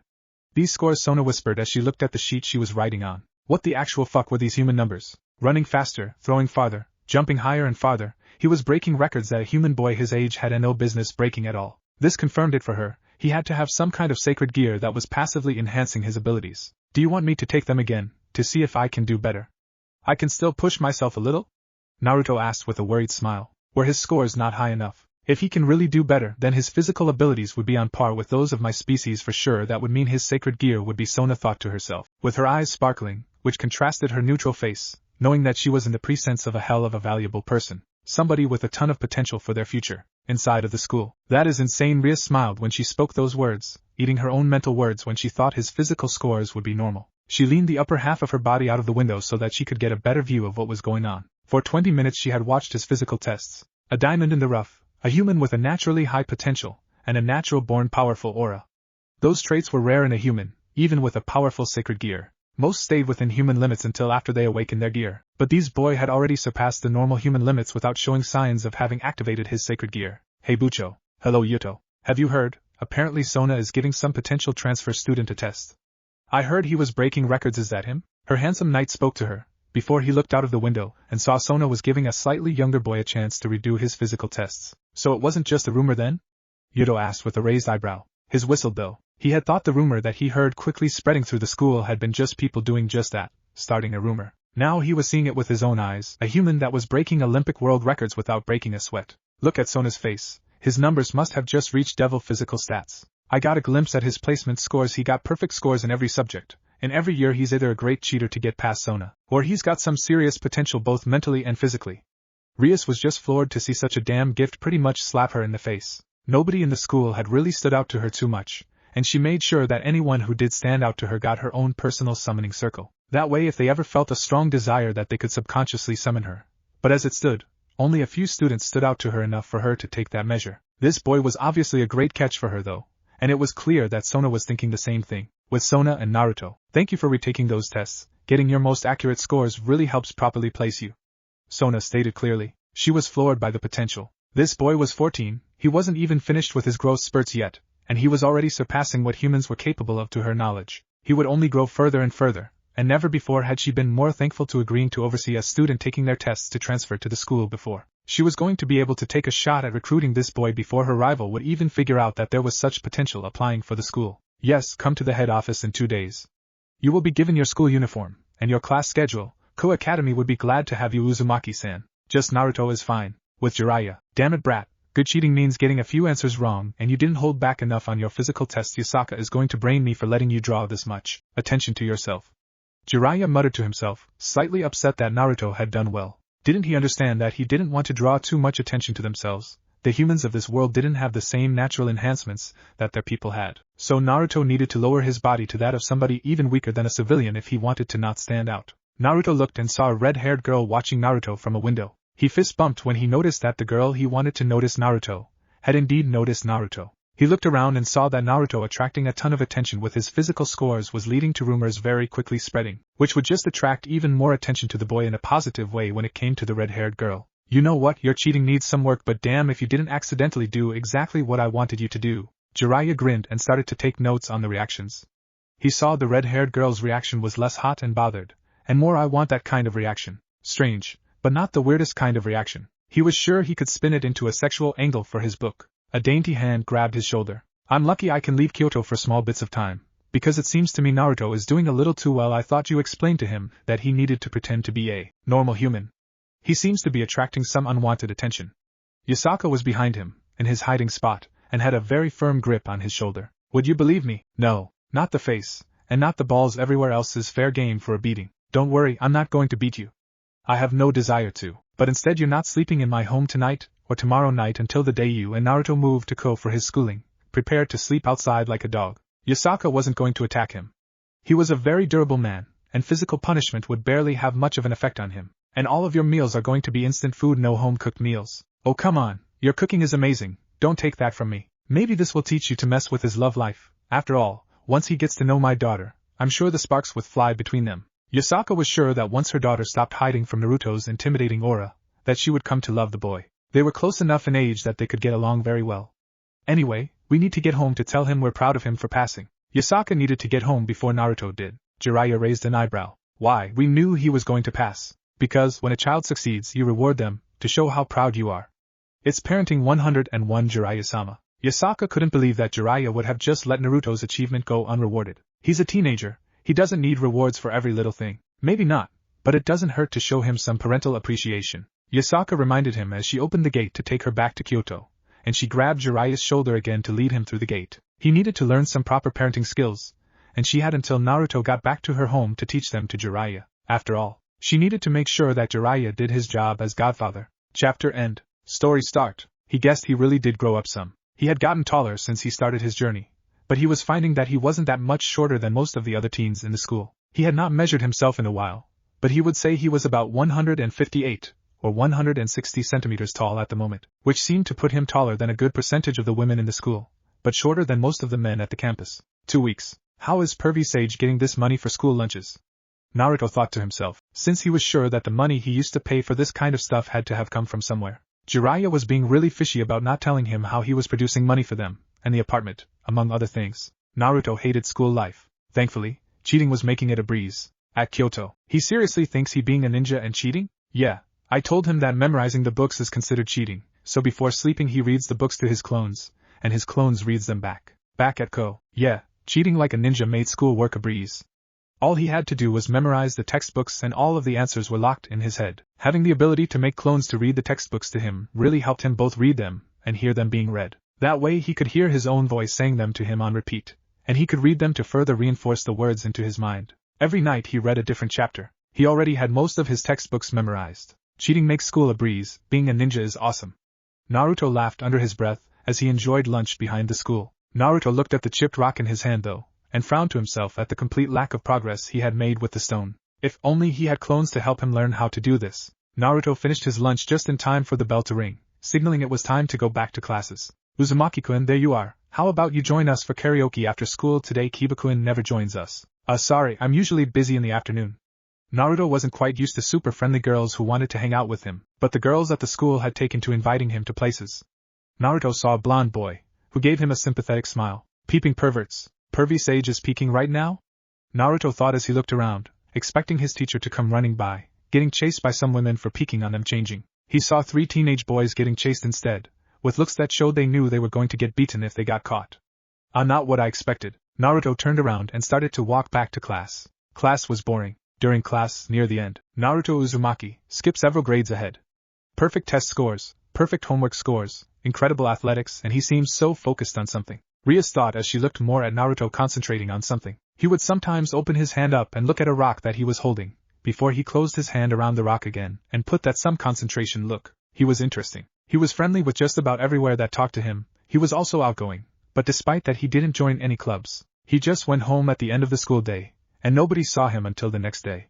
He didn't hang out with any friends like normal, and he didn't pay attention during class. His eraser dropped to the ground next to his desk. He did notice that though, and Rias watched as Sona reached down for it, and put it back on his desk for him. "You've got to pay more attention, Uzumaki-san," Sona whispered to him with a stern look, with Rias blinking for a moment. "Wait, what?" "She used magic to make his eraser fall. His eraser has been falling a lot more the last few days. She's after him," Rias thought when she realized that Sona was secretly trying to recruit Naruto before anyone else could get to him. Her jaw actually dropped when she realized this fact, because that meant that she had actual competition. Rias had a plan. 1. Talk to Naruto and get to know him. 2. Be nice to him. 3. Give him a summoning sheet, and tell him to think about his strongest desire at his home while holding the paper. Then, when he summoned her, she would explain who she was and what she was to him. Then everything would be set from there. She would make deals with him. It would seem that Sona had different plans for that though. Rias watched with a raised eyebrow when Sona broke a classroom rule and took out her phone, and then she opened up an app that Rias knew all too well. It was the app that Devils and Devils alone had downloaded. The app allowed them to scan a person's soul and put a value on it. It was how Devils collected payment for their contracts. They judged a soul's worth, and then they input the wish the client wanted into their phone, and the app calculated the worth of the payment that would need to be collected after completing the wish. Since it could scan soul's quality, it could also be used to see how worthwhile a human would be if they became a part of their group. Sona's eyes widened. Rias didn't see what the worth was. Before the way that Sona's head snapped in Naruto's direction fast and hard enough to gain his attention showed such surprise that Rias herself got excited. Apparently Naruto's soul was worth even more than Sona had been expecting, which considering that Sona had quite a few of her pawns left and her rook, meant that Naruto had to be worth at least more than 5 pawns. The way Sona clicked her teeth in frustration moments later, as if her hopes had been crushed, proved it. His sacred gear has to be a Longinus. 8 pawns. 8 pawns would be worth the price if his sacred gear is a Longinus. Sona turned her head away from Naruto. His soul is human, but its worth is potential, and power alone is worth more than 8 pawns than I have. And whatever power is sleeping inside of him isn't even being counted, and there is a third part of his soul that is worth just as much. I can't turn him, Sona thought with grit teeth. She had thought his aura was powerful, but it would seem that his worth was even more than she thought it would be. She would need years and years of training to raise her own power in order to gain the power to even hopefully turn this boy. That meant that Naruto had been holding back. He had purposely been holding back during the physical exam. Her scan of his worth alone proved that he didn't just possess latent power to be awakened, but his current power was worth at least the number of pawns she didn't have to use. He was worth more than 1,000 pawns. He had the combat power of more than 1,000 warriors wrapped up into a single person. It was as if he was a one-boy army. It was an insane soul worth, and she was just trying to do that math in her head. She knew how much one of her pawns was worth, and now even counting the power laying dormant inside of Naruto, his current power was even greater than 1,000 of her pawns. Sona gave up. Yes, eat it, he's mine. Rias was absolutely giddy, because that level of frustration that was appearing on Sona's face meant that her target was out of her own reach. Rias didn't have to worry about Sona trying anything, and she was extremely happy that she had all of her pawns available to her. Naruto wasn't paying attention to either of them. He was paying attention to the rock in his hand. I tried whooshing my chakra, and bamming my chakra at it. I've tried to dan and goo it. Maybe I should try a fu next, cutting it so a really sharp fu. Naruto thought as he imagined a really sharp wind in his hand. He had tried many different ways in 2 weeks of turning his chakra into wind, but he just didn't have an easy time. The most luck he had was getting a small chip in the stone. He hadn't put a real cut in it yet. Naruto imagined his chakra in his hand getting sharper, non-stop. He had been training non-stop with this rock. For over 2 weeks he had carried this rock with him trying to cut it. Shink. Naruto peeked into his hand, and he saw the rock had a deep cut in it. A cut that went almost a third into the rock, and a grin lit up his face at the progress. Naruto closed his eyes and tried to memorize the feeling of his chakra. Fu. It was a sharp fu that his body did with his chakra. Kind of like sharpening a kunai using another kunai. But he needed to sharpen them even more if he wanted to cut all of the way through the rock in one try. How is this training going to complete the Rasengan? Naruto put some thought into it, but Jiraiya didn't explain much to him. Just that he needed to master turning his chakra into wind element, and that it was a key to making his main attacking jutsu even better than he could imagine it. Later that day, this has to be incorrect. A human should not be worth that much. Sona had taken a screenshot of the worth. It was insane. It was saying that even if a person took Naruto's power and divided it by 1,000, then his power would still be even greater than what a single pawn was worth. A human with a sacred gear was considered special, and usually worth 1 or 2 pawns. This was saying that 1,000th of Naruto's power still had more potential than 1 pawn's worth of turning power. You're joking. I'm not joking. His power is even more insane than what I sensed. It's like somebody took more than 1,000 powerful warriors and shoved them inside of him. Sona was comparing the notes to the notes, she took for the price of every single person she had included into her peerage. She was scratching her head in frustration. Even as her queen stood next to her, she didn't know what to ask of the woman. The soul worth was judged by two things: current power, latent potential. His current power was considered to be the raw power of an army wrapped up into a single boy. His latent potential was unreadable, it wasn't even taken into account. That meant not only was his current power out of her reach for transformation, but the power sleeping inside of him was of such a different class, that it might as well be forever out of her reach. How could a single boy be worth more than 1,000 trained warriors? With Naruto, Shadow Clone Jutsu, poof, 1,000 copies of Naruto appeared all across the field as he prepared himself for a beating, because he had not trained himself in taijutsu in 2 weeks since coming to Kuo. Dividing his chakra evenly among all of the clones, Naruto cracked his knuckles and prepared for a hell of a fight. Come on guys, it's time for a free-for-all brawl. YOSH. Naruto's training turned a field into a wasteland after hours of combat. Chapter end. Story start. Hey brat. Gah. You bastard, what the hell was that for? What is this? Naruto asked as he caught a piece of paper with a drawing on it. He raised an eyebrow, because it was a crappy drawing that Jiraiya had drawn. After dinner was the worst time for this. He should be training on how to cheat, and then just training with splitting rocks, and maybe a couple more hours of taijutsu practice. Instead he had the pervert bothering him with some crude drawing of a monster. I sensed something dark in the city, and when I checked it out, I found a monster with a female upper half and a freaky lower half. Use your training to track the monster down and kill it. It's eaten several people, and it will attack somebody else in 2 days. I've noticed a pattern of when it kills and eats.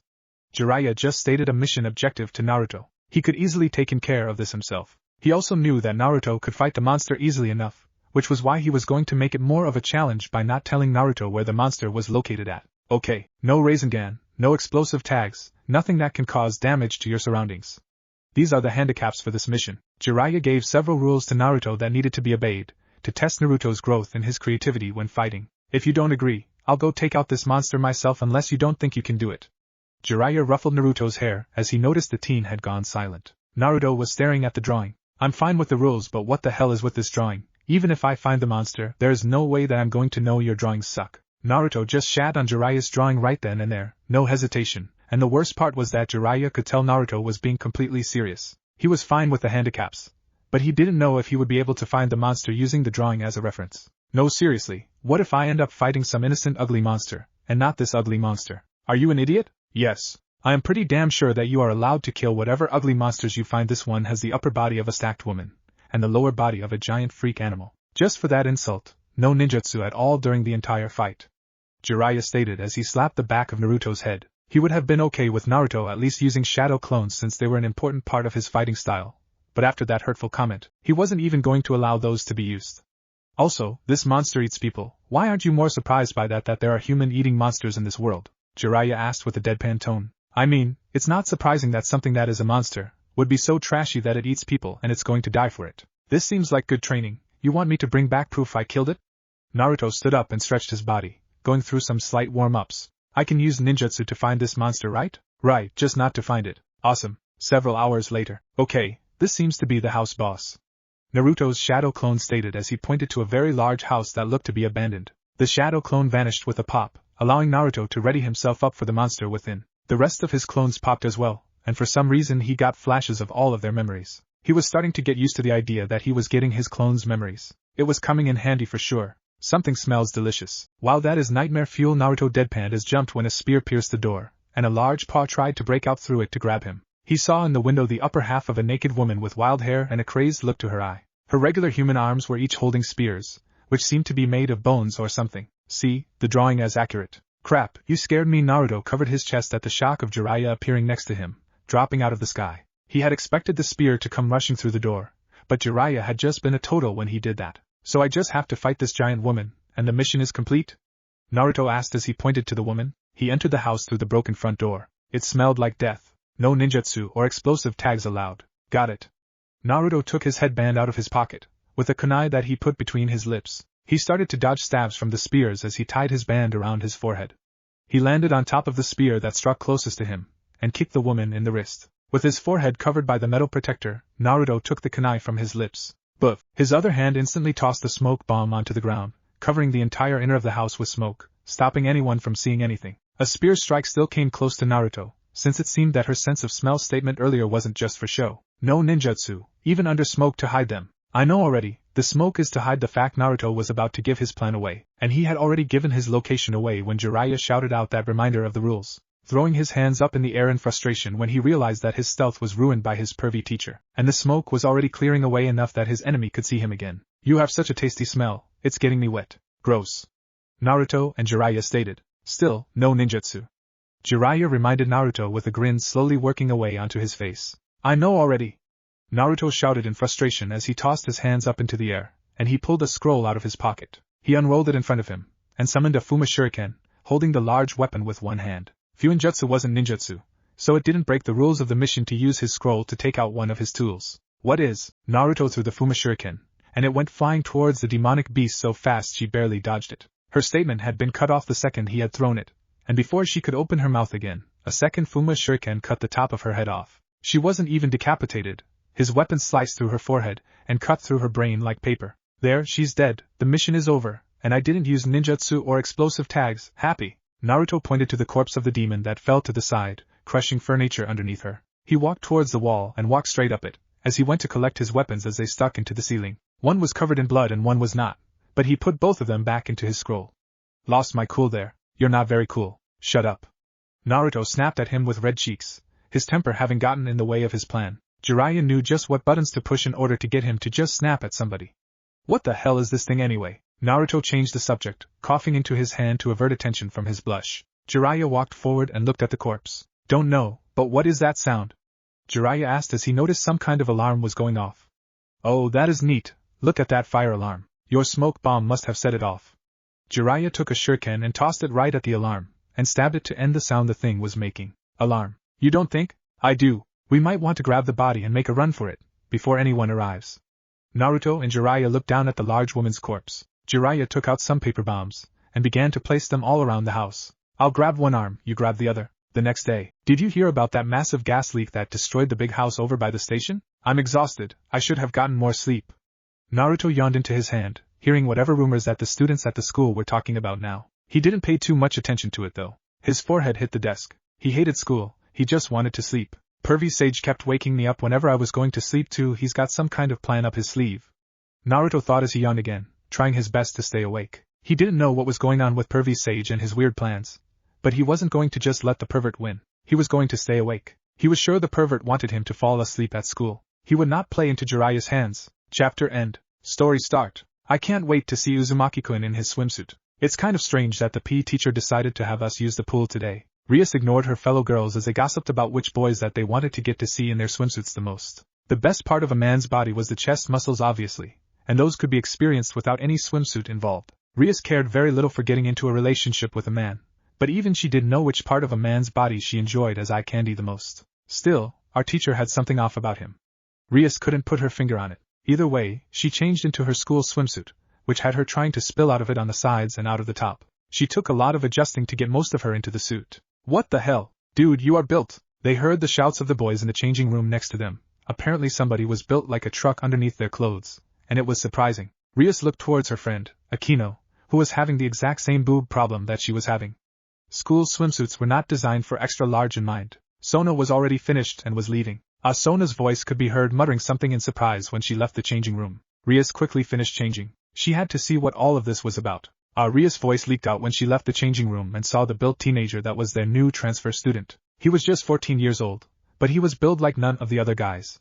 He had pecs, he had shoulder muscles, he had abs, and he had not a trace of fat anywhere on his body. She suddenly understood why the boys had shouted loud enough to be heard from the other changing room. This was a boy that was 3 years younger than most of them, and he was built like somebody that could take your head off with a punch. Those are some well-formed pecs. Rias thought to herself. She nodded in appreciation. Akino left the changing room after her, and made the exact same reaction that she had when she saw their younger classmate. It was hard to not have no reaction when you saw somebody who was surprisingly well built with their shirt off. Okay brats. Naruto deadpan when he heard the teacher call everyone brats, and he just stared at the each with an annoyed look. He was dead tired, and wanted to skip class so that he could sleep. Jiraiya had kept him up with stupid missions for 3 days now, and didn't let him get proper sleep even when he wasn't doing anything. Pervert Naruto saw Jiraiya disguised as the gym teacher, ogling the female students. He was just violating their forms with his eyes, memorizing all of the details of their curves. He almost forgot to say anything else after. It's a free day today, so have fun. Free day my ass, what are you scheming? Naruto muttered under his breath. Now every get a partner for stretches, don't want to pull anything in the water. Oh, that's his plan. Naruto was surrounded by people who wanted to stretch with him, getting offers from quite a few people en masse. Naruto made his way out of the mess of people, but they kept trying to pull him in. A lot of people wanted him as a partner. Alright now you brats settle down, you can't all have him so Gremory, you're Uzumaki's partner for the stretches. Jiraiya, in disguise, called out to Rias while hiding his smirk. His plan was coming together, because he knew better than anyone else the kind of body that Naruto had. Ever since he was 12 the boy had a lean body with surprising muscle on it. He had abused Naruto's body to get them into the mixed bathing hot springs many times, and distract the women in the hot springs using Naruto. He knew that women were just as interested in eye candy as men were, and Naruto was good eye candy to distract women. Even more than that was that this rule still applied to the women of this world. I'm telling Yasaka. Naruto passed by Jiraiya and muttered, "Shit, I guess we're partners. Can I call you Naruto-kun or Naruto?" Rias asked politely as she smiled, and she looked towards the gym teacher with a sparkle of appreciation in her eyes. The gym teacher didn't know it, but this played right into her hands. As of yet, Naruto seemed to not pay too much attention to her during class other than a stray look here or there. She had not gotten many chances to interact with the younger boy. "No, call me Uzumaki-san." "Oh, just kidding." Naruto was joking with her, and she laughed. The two of them started to stretch together, while everyone else was being given their partners for their own stretches. "So you're pretty popular with the guys. They were expecting you to come out in a bikini or something." "Traitor, I wish I could have, this swimsuit does not fit me well." Rias would have much preferred to show off as much of her body as she could if it meant comfort. She pushed her boss arm up with her arms as she leaned towards Naruto. She gave a sly smirk when she thought that she saw Naruto checking out her. She had very large, but for some reason, Naruto seemed to be able to make eye contact with her without too much problem. He was a hormonal teenager, that should not be the case. The only way she could think of that he wasn't paying too much attention to her was if he was thinking hard about something, and he had seen bigger than her own before. Jiraiya glanced over to Rias. 99 cm bust. This girl eats well, but damn, that girl is almost as big as Tsunade, a size of 102 centimeters over here with that black-haired beauty. Jiraiya's eyes went towards Akino as she stretched with Sona. His eyes had seen so many women's bust lines, and he could say that this woman here was the only one that could give his own teammate Tsunade a run for her money. She might become even bigger than Tsunade's 106 if she continues to grow. I don't know what they are feeding girls in this world, but damn do I love it. Is it me, or is the gym teacher kind of odd? No, this girl isn't even close. Tsunade's body is more lean than this girl's, so while the difference in their bust sizes are only 4 centimeters, Tsunade has a smaller frame overall, making her boob size bigger. You stopped speaking in your head, and started speaking out loud halfway through that. Naruto got up and shouted at Jiraiya, having heard what he had said. I did not want to hear Granny Tsunade's tit size pervert. Naruto didn't even care if he was making a scene. The one pair of in the world he did not want to imagine were his granny's tits. Ahaha. What's so funny? Naruto asked Rias as she stood up after him, since she at least seemed to find the situation funny. She's tall, Naruto thought, noticing that she was a good bit taller than him. The height difference wasn't super great, but she was more than a few inches taller than he was. He wanted his growth spurt to finish so that he could lessen the gap. She was one of the few girls in the school taller than he was, and he would prefer if that number of taller girls dropped to 0. He had always been shorter than almost everyone else in his class, and he would prefer to grow to be taller than these people to make up for his past. I was just wondering why you weren't staring at most of the boys can't take their eyes off of them. I can see why, they are the second most noticeable part of your body. Naruto deadpanned to her as he gave a glance at her breasts. He had stolen a few glances, but they weren't anywhere near the biggest he had seen. He was somewhat able to ignore them in favor of trying to think about what Jiraiya was scheming. Also, where was the actual PE teacher, if Jiraiya was here taking his place like this? Oh, the second, and I guess the first is my hair? It's your eyes. Naruto deadpanned at her. My eyes? Your eyes are really pretty blue, you have really big, pretty eyes, and your hair is really nice too. But your eyes are really expressive, that is the word, right? Naruto asked her with a tilted head, trying to find the right word. Yes, her hair was something that really drew him in, but once he looked at her eyes he just kept staring. My eyes? Rias had never heard that one before. It was always her or her hair. You have really kind eyes, I like looking at people's eyes. Naruto's tone was almost bitter for a moment. The eyes. All his life Naruto had looked into people's eyes, and it was always coldness and hatred that stared at him. The way the villagers looked at him with cold eyes, eyes that told him he should have never been before. He remembered the eyes of every villager clearly, the way his childhood was filled with stares that just contained hatred in them. He remembered Sasuke as a child, the way his eyes stared right through him and not at him. He remembered everyone's eyes. Oh, your eyes are kind, but kind of greedy, kind of like you have a lot of desire, and you don't want to give anything up. You've got really strong eyes. But Naruto stopped talking as he tried to think of the right way to put his words. Rias was just turning slightly red in the cheeks when she had her personality described to her from a stranger. Rias' eyes were strange. He was extremely sensitive to the way people looked at him, and Rias' eyes were the weirdest combination of warmth and kindness, mixed with greed and desire. She saw him as Naruto, but at the same time when she looked at him she gave him a look of hope. Like she was seeing him as something more important than just Naruto. But, you're a really kind and loving person, and your eyes tell me that you have really pretty eyes, Naruto stated to her with a wide grin on his face, deciding to not tell her his thoughts on her eyes. His own eyes were closed as he smiled at her. You really speak your mind, don't you? Kind of. I don't know where I got it, but I kind of have a motor mouth. Naruto just laughed awkwardly at the comment. Rias smiled. Still, thank you. Everyone thinks my hair is pretty. But you are the first person who focused on my eyes. Mind if I take a look at your eyes? Rias jumped into the pool even as she asked him. They were the first done with their stretching. The water was kind of cold, but still kind of comfortable. It was early enough to swim, but clearly it wasn't a smart idea for people to stay in the water for too long. Naruto just leaned backwards. He landed on his back in the water, before he came up. Don't you want to swim with your friends? Naruto asked her. I can swim with them anytime, but swimming with somebody I want to be friends with actually, you seem kind of tired. Are you sure you should be in the pool at all? Rias noticed the bags under Naruto's eyes a little late. I have not slept in days. Wow, you really haven't slept, you seem super. Jiraiya saw his chance. It was time to activate the next part of his plan. He had kept Naruto awake for entire days with no sleep, and now Naruto was in coldish water, and Rias was standing very close to him. Reaching into his pocket, he took a rock out, and it wasn't a super small rock. It covered a good portion of his palm, and faster than the eye could see, he chucked the rock at Naruto. Naruto's face landed straight in Rias. He didn't even see the rock coming before he took the hit straight to the back of the head, and was knocked right out cold by it. Gremory, take Uzumaki to the nurse's office, seems he hasn't been getting enough sleep lately. Jiraiya called out to Rias, the physically closest person to Naruto at the moment. He watched Rias drag Naruto out of the pool. Cold, get over it brats, if you can't handle the water then get out. Jiraiya waved the concerns of the other students off, the water wasn't deadly levels of cold after all. He watched Rias take Naruto towards the nurse's office with a grin on his face. His plan was working. Hopefully, Naruto would forget to tell Yasaka about this. Chapter end. Story start. A head injury. Strange, I don't remember anything hitting his head. Rias spoke to herself as she watched Naruto sleeping, and not so soundly. It was after school, and he had yet to wake up, but his lack of sleep had been the biggest part of his extended dream. It would seem that the combination of not having any sleep lately, and a blow to the head, had been what knocked him out.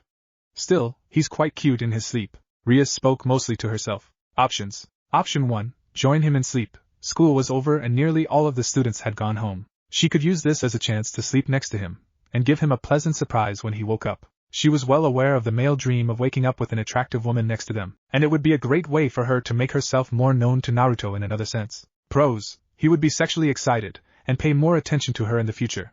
Cons, he might react poorly. He's got quite the handsome face and his aura is very dangerous. Akino, you scared me. Rias grabbed her heart lightly, since her queen had snuck up behind her at some point. Akino was the second most powerful person in her group, with the strongest person being herself. Yet, all that said, nobody was as stealthy as Akino could be at the drop of a hat. So, how was swimming? Rias asked the girl. Cold, and do you have a plan to recruit? Not a plan, but more so a feeling. Rias proudly stated her own lack of real plan. She was just going to go by gut feelings for this one, and if she could succeed or not didn't really matter. He's actually a very interesting guy. A scheme to get him to join makes me feel dirty is the right word. Rias had the bad feeling that she should not make any schemes. Yes, she wanted to be more noticed, but after speaking with Naruto and actually listening to what he felt, she could kind of feel that he would react very poorly to her trying to manipulate anything. She wanted to befriend him, and then go from there. A little sexual excitement, and teasing was of course on the table as well. That wasn't manipulation, that was just who she was. Dirty? Do you know what he said he liked most about my body? Rias asked Akino with a smile. Your hair. My eyes, and you should have looked into his eyes. I never really believe when people say the eyes are windows to the soul, but in his case his kind of are. Rias had honestly never had a person tell her that her eyes were special and mean it. Naruto had looked her straight in the eyes, only glancing at her a couple of times, and he told her to her face that she had kind eyes. Not pretty eyes, but kind eyes. Eyes that is different? Akino didn't really know what to say to that. Sounds like a pickup line. It wasn't he didn't say sexy, or beautiful, or pretty or any of the words to make a girl swoon. He said I have kind and greedy eyes. I feel that he looked right into my eyes, and looked at the real me from the way he talked. It would be weird to try and manipulate him, when he saw the real me. Rias was not the most manipulative of her species, but she felt guilty at the mere thought of manipulating Naruto. Akino placed the rock onto Rias' lap. Speaking of manipulative, somebody threw this rock at his head and they threw it faster than we could react to. I went back to the pool, and found it in the water nearby where you two were. Akino informed Rias that she had done something on her own. Rias just stared at the rock for a moment, and she realized that the nurse had been correct. He really did take a harsh blow to the head. Guess he needs to be healed. No choice, it would work better if he were in my peerage, but I kind of want to see his reaction. After all, he does look cold in that swimsuit. Outside, yep, waking up to 2 women is better than 1, and Jiraiya had binoculars, and was watching from a great distance away. He had a large grin on his face, the curtains to the nurse's office were wide open, and though nobody would realistically be able to see what was going down, with his excellent vision and at the height he was at, he was in the best position to see. What? Rias Gremory was stripping naked. What? Jiraiya's eyes nearly popped out of his head, his nose bursting as blood shot straight down into his lap. He was watching her undo the buttons on her uniform, and she turned so that her back was to him. He couldn't see her, but he watched as she slid her top off and showed the back of her brow. What is going on? Inside the school building that night, he felt himself waking up. NNNNG, that was a good pervy sage. You fucking bastard. Naruto's eyes snapped open when he remembered exactly what happened to him, and why he had been knocked out. Naruto felt something soft pressing up against his side, and while it was a slight distraction, the fact that it was soft and warm meant that he had a person or animal in the bed with him. NNNG. Person, a female person, and Naruto looked at the person that was holding onto his body, and he saw that a soft chest had wrapped around his arm. A very large, very soft, and warm chest that was not only not familiar, but more than likely shouldn't be wrapped around his bicep like this. He was actually somewhat speechless, since he didn't expect to wake up like this. Naruto was confused. Good morning. It's nighttime. Naruto looked out the window, and saw that the moon was high in the dark sky. That might have been the more surprising part of it all, the fact that he had been asleep for quite a bit of time it would seem. Rias sat up. You were very tired, I'm glad you were able to get some sleep. Don't worry, you seemed like you were cold, I'm still a virg. Naruto bonked Rias on the head in the middle of what she was saying, his instant reaction to the fact that she was trying to explain why she was naked in a strange way. He just stared at her body without saying anything, unable to look away. Oh, you're staring, Naruto. Yeah, I'm pretty sure this is a dream, why is this happening? Naruto questioned as he just stared deep into her. He had a lot more questions, like why was she in bed with him practically naked? It's okay if you stare, but here I thought my eyes. Your eyes are great, but it's really hard to look at them right now. Naruto managed to look away from her, as he got out of the bed. He turned his back to Rias, and he could hear her shuffling out of the bed as well. He saw her clothes were on the same side of the bed as he was on, and he saw her massive cup size. Can you hand me my bra? Can you explain why it's not on your body? Naruto asked her right back, but he still grabbed it and gave it to her. This was not his first time seeing. He had been taken to mixed bathing hot springs enough times against his will. Rias giggled. I thought it would be funny, and I tend to sleep in the nude. Don't worry, nothing between us happened. Your body was very warm. You make for a good body pillow. Does your body run slightly hot? Mind helping me? Rias slid her into the bra and adjusted them, but she turned her back so that Naruto could help her attach the hooks. She smiled in satisfaction when Naruto hooked her bra. His reaction was all over the place, but she could tell more than anything he was confused by what was happening. Do you do this with all of your friends? Only the ones I think are cute, or those in my family, and there, I'm mostly dressed. Now Naruto, I have a question for you. How much did Pervy Sage pay you? Naruto asked Rias with a deadpan stare, turning to face her when he realized what was going on. Excuse me? My teacher, he enrolled me in this school for his own stupid reasons. Apparently he wants to research for his pervy book. How much did he pay you to do this? Naruto asked her with crossed arms. Naruto paced back and forth, trying to think of how he could get back at his teacher for giving him a near-heart attack. The female who had been in bed with him was confused, but she sat down as she finished buttoning up her top. I wasn't paid by anyone, I just want to get to know you better, and I want you to know me better. Naked embrace is a very good way to bond with others. I completely agree. Naruto stated instantly when he realized that she was being sincere. Her eyes spoke that much. The fact that she got into the bed naked of her own free will meant that Rias doing that had not been a part of the pervert schemes. He looked right into her eyes, and he realized that he seemed too eager when she giggled. Anyway, you shouldn't do that with guys you just met. It comes across as kind of slutty. Naruto muttered to her, unable to look her directly in the eye. She smiled innocently, before it turned out teasing moments later. I don't do this with just anyone. I want you to join my family. My name is Rias Gremory, of the Gremory household of course. We can start off as friends if that makes you more comfortable. I'll explain everything to you. Rias promised him, and spoke kindly. He understood none of that. Naruto saw a rock sitting on the table, and that erased any questions from his mind. Naruto just reached out and grabbed the rock. I'll see you later, I have business to take care of. Naruto tossed the rock in his hand a few times. He walked out of the room without asking another question. Later, in Kyoto, and when I woke up, there was a naked girl holding me. I pretty much got molested because of him. Her naked body was all over me. Naruto explained as he gave the rock he was holding to Yasaka, having run all the way to Kyoto to tell on Jiraiya to Yasaka. He wanted to make sure that he told the story in such a way that Jiraiya wouldn't be able to wiggle his way out of a punishment. Yasaka seemed pissed. She seemed like she wanted to rip some balls off for sure. Her eyes were closed and the veins on her forehead were visibly throbbing in motherly fury. She crushed the rock in her hand, before she smiled a very dangerous smile. Thank you for telling me this. I'll see to it that his next meal will be a very unusual one. He will regret this choice. Would you like to stay the night here? Another yokai is staying in the guest room, so you'll have to share with Kanu, but I think you two will get along. Yasaka calmed herself now that she knew what she was going to do to punish Jiraiya. Naruto smiled. Actually, I'm feeling really rested, so I'm just going to head back to Ko and train. Thanks for the offer though. Naruto smiled at the news that punishment was coming to Jiraiya for the rock to the head. Naruto was gone moments later. Yasaka blinked. Which slut molested by boy with her body? Yasaka had half a mind to go to the school tomorrow, track down that girl that had his scent on her, and give her a piece of her mind. She sighed to herself, knowing that she wouldn't be able to do everything she wanted to do, unable to leave Kyoto for extended periods of time, trapped within her own domain with only short breaks out of it. She had to pick the days she was going to travel to Ko very carefully, that way she could seek out her target. Until then, she would have to wait until the next time Naruto visited her. Chapter end. Story start. Day off from school. He was not wasting it with learning the right cheating techniques, not today. Those books could hit themselves, because today he was going to do some good old training to stay fresh with some of the skills that he had been neglecting. Well, he did need a book for this training, just not to read. Ding dong. Naruto answered the door. I'm hungover and Yasaka beat me up last night. Answered the door. Jiraiya threw a pillow at Naruto. He was perfectly okay, because he had gone to Yasaka willing to be beat up. He then proceeded to drink himself to the point of vomiting, because he actually felt guilty over what happened to Naruto. As much of a pervert as he was, even he didn't think a person needed to be making the moves on somebody else in their sleep. He hated the fact that he had put Naruto into that situation. He still wanted Naruto to get feelings for the red-haired girl, but the fact remains that he had pushed for something that he didn't know was going to happen. Naruto did not answer the door. He just grabbed a vase, filled it up with water, and put a book on top of his head, with the vase on top of the book. Taking out a scroll, Naruto began to look over the scroll that had information on the different types of meditation for chakra control and chakra production. He was working on the spiritual side of his chakra today by studying in mental focus, which he usually neglected in order to focus on his physical side. He didn't completely neglect this form of training, but he just preferred to get physical. 2 hours later, he had reread the scroll several times without letting the vase fall from the book, or allowing any of the water to spill out of the vase. Naruto could hear Jiraiya snoring loudly,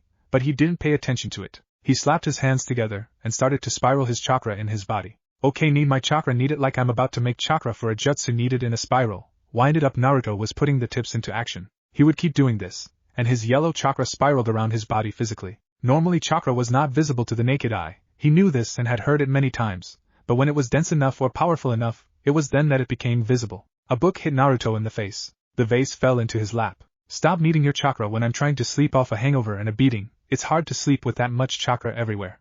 Jiraiya had been woken up by his training. Well, maybe, gonna puke.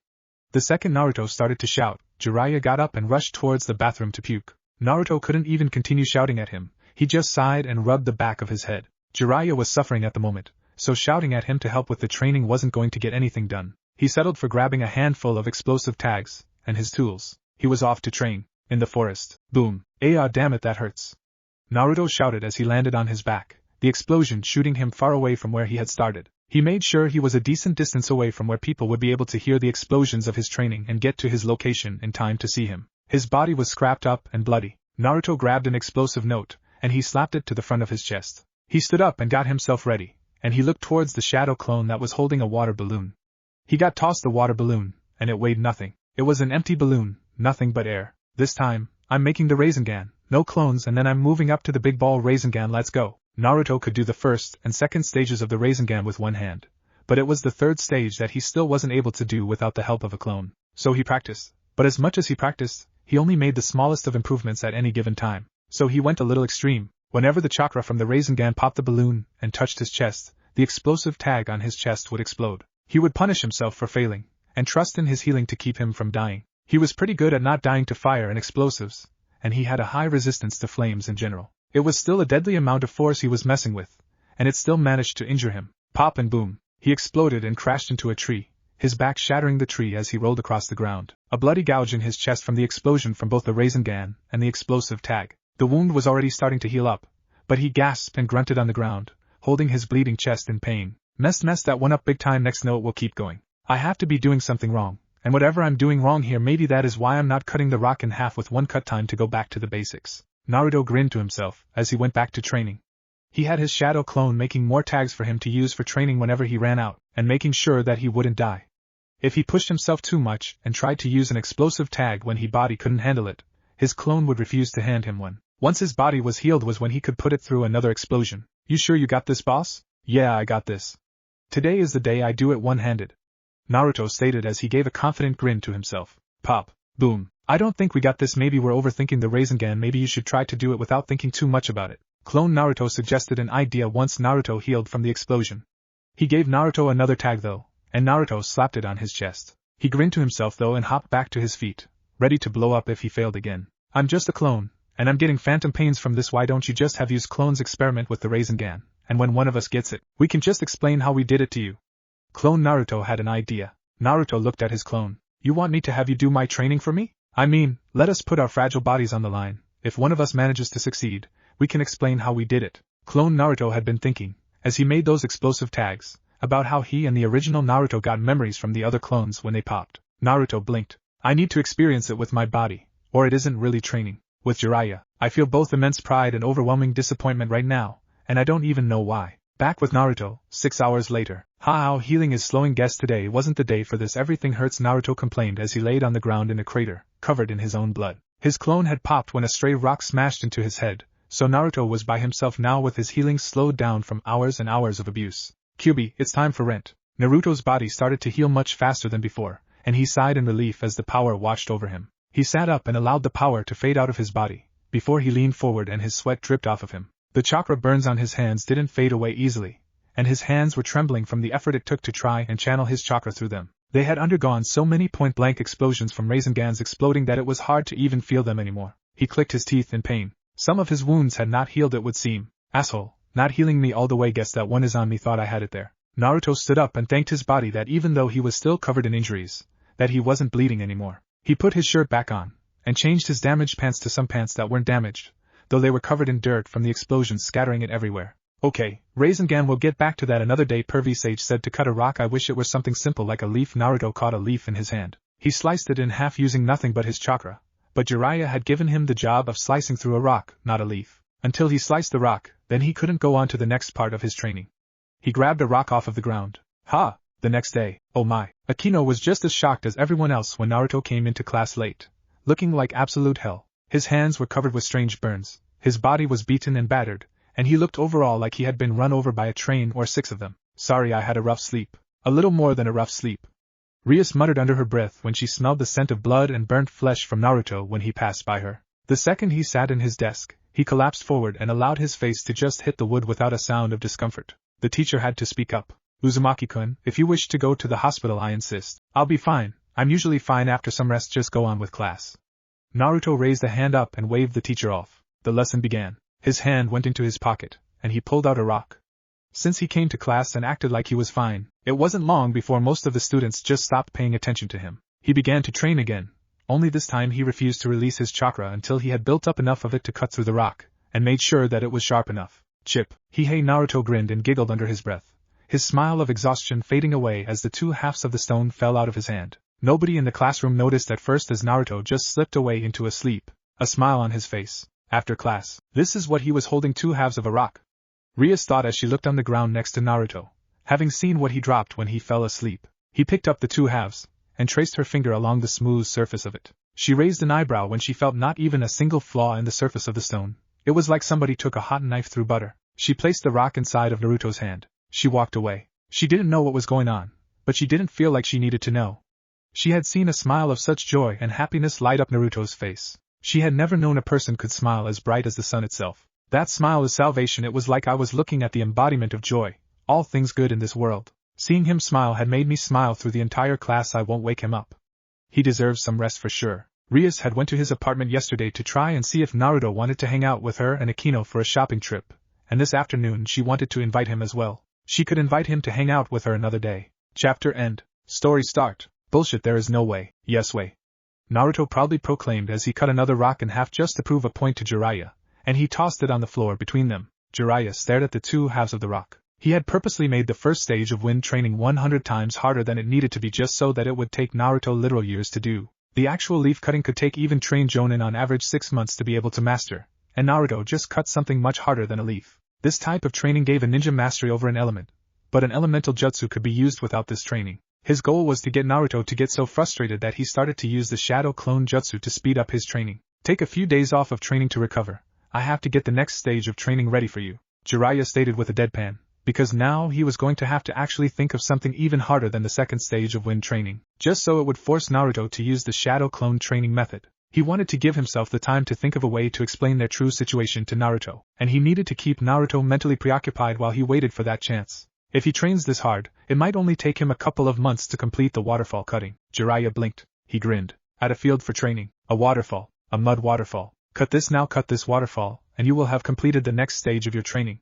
Jiraiya slapped the mud waterfall he created just for Naruto's training. My dark mud swamp being turned into a waterfall genius. This mud is not only thicker than regular mud, but it's chakra enhanced and stickier. Jiraiya thought. This was going to be so much harder than just cutting a waterfall, and it would even be a hell of a lot harder than cutting even a mud waterfall. Naruto was going to have to learn how to use the shadow clone training method if he was going to have any hope of accomplishing this type of training. At the same time, he had no plans to explain the training method to Naruto either. He wanted Naruto to figure it out himself. How? Figure it out yourself. I'm not going to hold your hand. Jiraiya started to walk off with a grin on his face, completely happy with himself for making an almost impossible to accomplish training. Ha! Naruto didn't hesitate to start training, and it was music to his ears when he didn't heard the mud waterfall even slightly shift at Naruto's chakra hitting it. Naruto tackled the challenge head-on, with Rias/Akino weeks later. This is the area? Akino asked Rias. Rias looked at her phone. Kaneko said that there were massive amounts of energy lingering in the area here. She's been avoiding this half of the city for a month now, Rias stated as she closed her eyes to try and sense the energy in the general area. She had been putting it off, but she was in charge of this entire area, so she needed to do her job. If Kaneko said that there was a ton of energy in the air, then that was something that she was required to check out. Akino was with her just in case she went into something that was far over her head, so they could work together. Akino shivered. This is a lot of energy to just be in a forest. Akino couldn't believe the raw power of the gathered energy. She couldn't even properly describe what kind of energy that it was. It was the middle of the night, most people would be asleep. What is that? Akino asked when she heard the sound of moist splashing. It sounded like somebody was splattering mud, but on such an insanely massive level. They moved through the forest towards the source of the sound, a waterfall of mud. It was unnaturally dark mud as well, and it was filled with the same type of power they had been sensing. Ha! Naruto? Rias asked herself in slight shock when she saw Naruto standing in front of the waterfall, covered with splashes of mud. He had his hands on the waterfall, and she didn't know what he was trying to do. Ha! Energy was released out of Naruto's body, before it joined the rest of the energy in the air around him. He was not alone though, because there was a second Naruto standing behind him, and this Naruto had a baseball bat. He swung it at Naruto, and hit him right in the back whenever Naruto did whatever it was that he was doing. What is this? Akino asked as she tried to go further. Rias stopped her, and put a finger to her lips. I think he is training? Rias thought for a moment that this might be some kind of training she had never seen before. Damn it, Mud, move! Boss, I don't think beating you will help. Clone Naruto stated as he hit Naruto again, and Naruto shouted in pain from the hit, before he got back to work, his back covered in bruises. The pain helps. The faster I cut this waterfall, the sooner I stop getting hit. We've got this. Naruto grinned as he continued to train. Naruto stepped back from the waterfall for a second, and he clapped his hands Togathef. Wah-wah-wah! Yellow chakra poured out of his body. It filled the area, blowing Rias and Akino back a little from the sheer pressure it created against them. Naruto charged up as much energy as he could, before he rushed forward and slapped his hands against the waterfall. Ha! Splish! The mud moved the smallest amount, registering that Naruto had at least moved it slightly. Naruto was hit in the back with the bat, before he stepped back and grinned. Got it! Cutting a rock was all about making my power sharp, but this is about making it sharp and putting a ton of pressure behind it. Got it. Naruto clapped his hands together, again, and he exerted as much chakra as he could make at one time. With the amount of chakra he could use to make over 100 shadow clones, Naruto slapped his hands into the waterfall again. The mud dented again and splashed his body, but it moved no more than it had been. He tried this the first time. More pressure. Come on, hit me harder. Every time I fail, remind me why I'm trying harder. Naruto shouted to his clone. Akino actually covered her mouth in shock. His energy levels are insane. I thought they were insane before, but he's actually putting out more energy than what I sensed. Akino was sensing even more energy coming from Naruto than what he normally had inside of him. It was like Naruto had turned on the faucet, and was just allowing oceans of energy to come rolling out of him. Every time he clapped his hands together, he stopped reining in his energy and charged it up. Rias' eyes sparkled. This training is amazing. Look at how hard he's training. This is why he comes to school so exhausted, and when he leaves school, he comes here and gives more than 100% of his effort. Rias saw it a different way. Even as she resisted being blown back by Naruto's chakra, she watched him train with her eyes lit up. She had never seen a person train this hard before. She saw burns appearing on Naruto's hands and arms. He was pushing so much energy out of his body that he was actually burning himself. His body looked like it had been put through the ringer, but what was more was that the clone of Naruto seemed to have nearly as much power in its body. Naruto took a knee. Haha, this is a lot harder. Come on boss, take a. Naruto punched the clone in the head and popped it, before he crossed his fingers. A new shadow clone appeared next to him, and grabbed the bat from off of the ground. The clone that was hesitant to help him train did not need to exist, and the new clone seemed eager to get the training done. No breaks, we've got this. Tomorrow is a day off from school, we're making the most of it. Naruto got back to his training. Rias made herself comfortable. She watched for hours. She watched until the sun rose up into the sky, but eventually the sparkles in her eyes turned into dread when she saw Naruto barely making any more progress in his training. He just continued to train, and nobody came to help him. His bruises were healing almost as fast as he was making them, but the effect they had on his body was still visible. Naruto didn't stop for anything. He skipped breakfast and lunch. She watched for several more hours. His arms were trembling from the strain he was causing on himself, and he was forced onto his hands and knees. His stamina was insane, and the fact he still had not run out of power was even more insane. Still, his body was reaching its limit, and she could see that this kind of training was something that was not meant to be completed. Damn it, why aren't you cutting? Naruto lashed out and punched the mud, before he stuck his head underneath the falling mud. He kept his head underneath there for several minutes, before he pulled his head out. Rias saw a twinkle in his eyes. My output is wrong, I need some help. Naruto grinned to himself as he stood up, reinvigorated by the refreshing dip in the mid. Night had fallen again, with Naruto having been training for more than 24 hours at this moment. That was just to Rias' knowledge, he had been training even before she arrived after all. Naruto created 2 more clones. What is this? Rias regained a twinkle to her eye in interest when she saw Naruto pull more energy out of his ass to make even more clones. Naruto put his hands on the mud, and another clone put his hands on top of Naruto's hands. Finally, the third clone placed his hands on top of that clone's hands. Akino came back with dinner. Is he still at it? Akino asked, having left to prepare a dinner for Rias. The girl had been watching Naruto's training nonstop, but she wouldn't allow Rias to skip her meals. She had watched as even Rias became mortified by Naruto's training. He's changed it up. Come on, let's see how much pressure we need. All 3 Narutos started to output as much chakra as they could at one time. Who? Naruto roared out as he made a massive dent into the waterfall of mud, the rock behind the waterfall visible for a brief moment. Again. More chakra, and hold it. Ha! The waterfall split. Rias was blasted from where she was sitting, pushed by several feet, and she had to cover her face with her arms. Naruto's chakra output was so high that she could feel her entire body being stung by bees. Naruto kept the output up, and he made the mud waterfall split for several minutes. The clones popped into puffs of smoke, and Naruto collapsed. He grinned. That's how much pressure, now time to experience that without clones. Naruto stood up and punched a fist to his palm. Now he knew how much pressure he was going to need to apply with his chakra if he wanted to cut the mud waterfall. I need to use about 12 times more chakra than I was using before. Naruto had felt all of that chakra going through his body, and he judged it to be many times more than he was using by himself. He clapped his hands together, his loudest roar yet as he kept pushing his chakra to its limits. Once his entire body was cloaked in his own chakra, he pushed it further than even that. He slapped his hands against the waterfall, and mentally pictured the chakra was being sharpened. Then he put all of the pressure of his chakra into his mental image. He cut the waterfall. Who? Further. Naruto went further. Once he saw the rock behind the waterfall, he pushed out even more chakra. He cut through the rock and he grinned to himself. His arms. Akino enjoyed pain, but she looked at Naruto's arms and was just horrified by what she was seeing. All of the skin on Naruto's arms had been completely sliced and burned off. She looked at Rias, and saw that her king was having a different reaction. I thought he couldn't do it, this training seemed impossible, but he did it, that was amazing. Rias whispered with awe. He saw his limits, he figured out what it felt like to overcome them, then he overcame them. He didn't care how much pain it caused him, he only saw a limit he had to smash. He's perfect. Rias stood up straight. She wanted him. This wasn't just natural talent like she thought Naruto had, she was seeing somebody who was putting in so much work he was willing to break himself. She watched as Naruto completely collapsed on the ground as he stepped back. He fell asleep right there on the ground, a satisfied smile on his face. Is that what you saw? He's getting back up. No, I can't sleep yet, I've got to memorize this feeling. I can't just do it once and call it good enough, I've got to keep going. Naruto wiped the satisfied smile off of his face, the determination back on his face. He stepped towards the waterfall of mud again, and he got ready to continue his training. I've got to cut through it, at least I have about 7 more hours until school tomorrow, let's see how many times I can cut you. Naruto went right back to training. He's healing. He's healing? Akino's eyes widened when she felt an absolutely horrifying feeling. Naruto's arms were healed up in seconds from all of the damage he had taken from training. The bruises on his body were completely healing up as well. He's also got a healing factor. No, he already has one. But he can even further enhance it. The only healing I've seen faster than this is from the Phoenix, but he isn't a devil. He's terrifying. Does he not even know what the concept of impossible is? Where is his limit? Akino thought as she didn't sense his energy actually dropping in amount. It was like he just kept refilling his reserves of power faster than he ran dry. Even training for more than a day wasn't enough for him to exhaust his energy reserves. He's putting out more of that chakra with each attempt of his training than in my entire body. How can somebody have so much energy?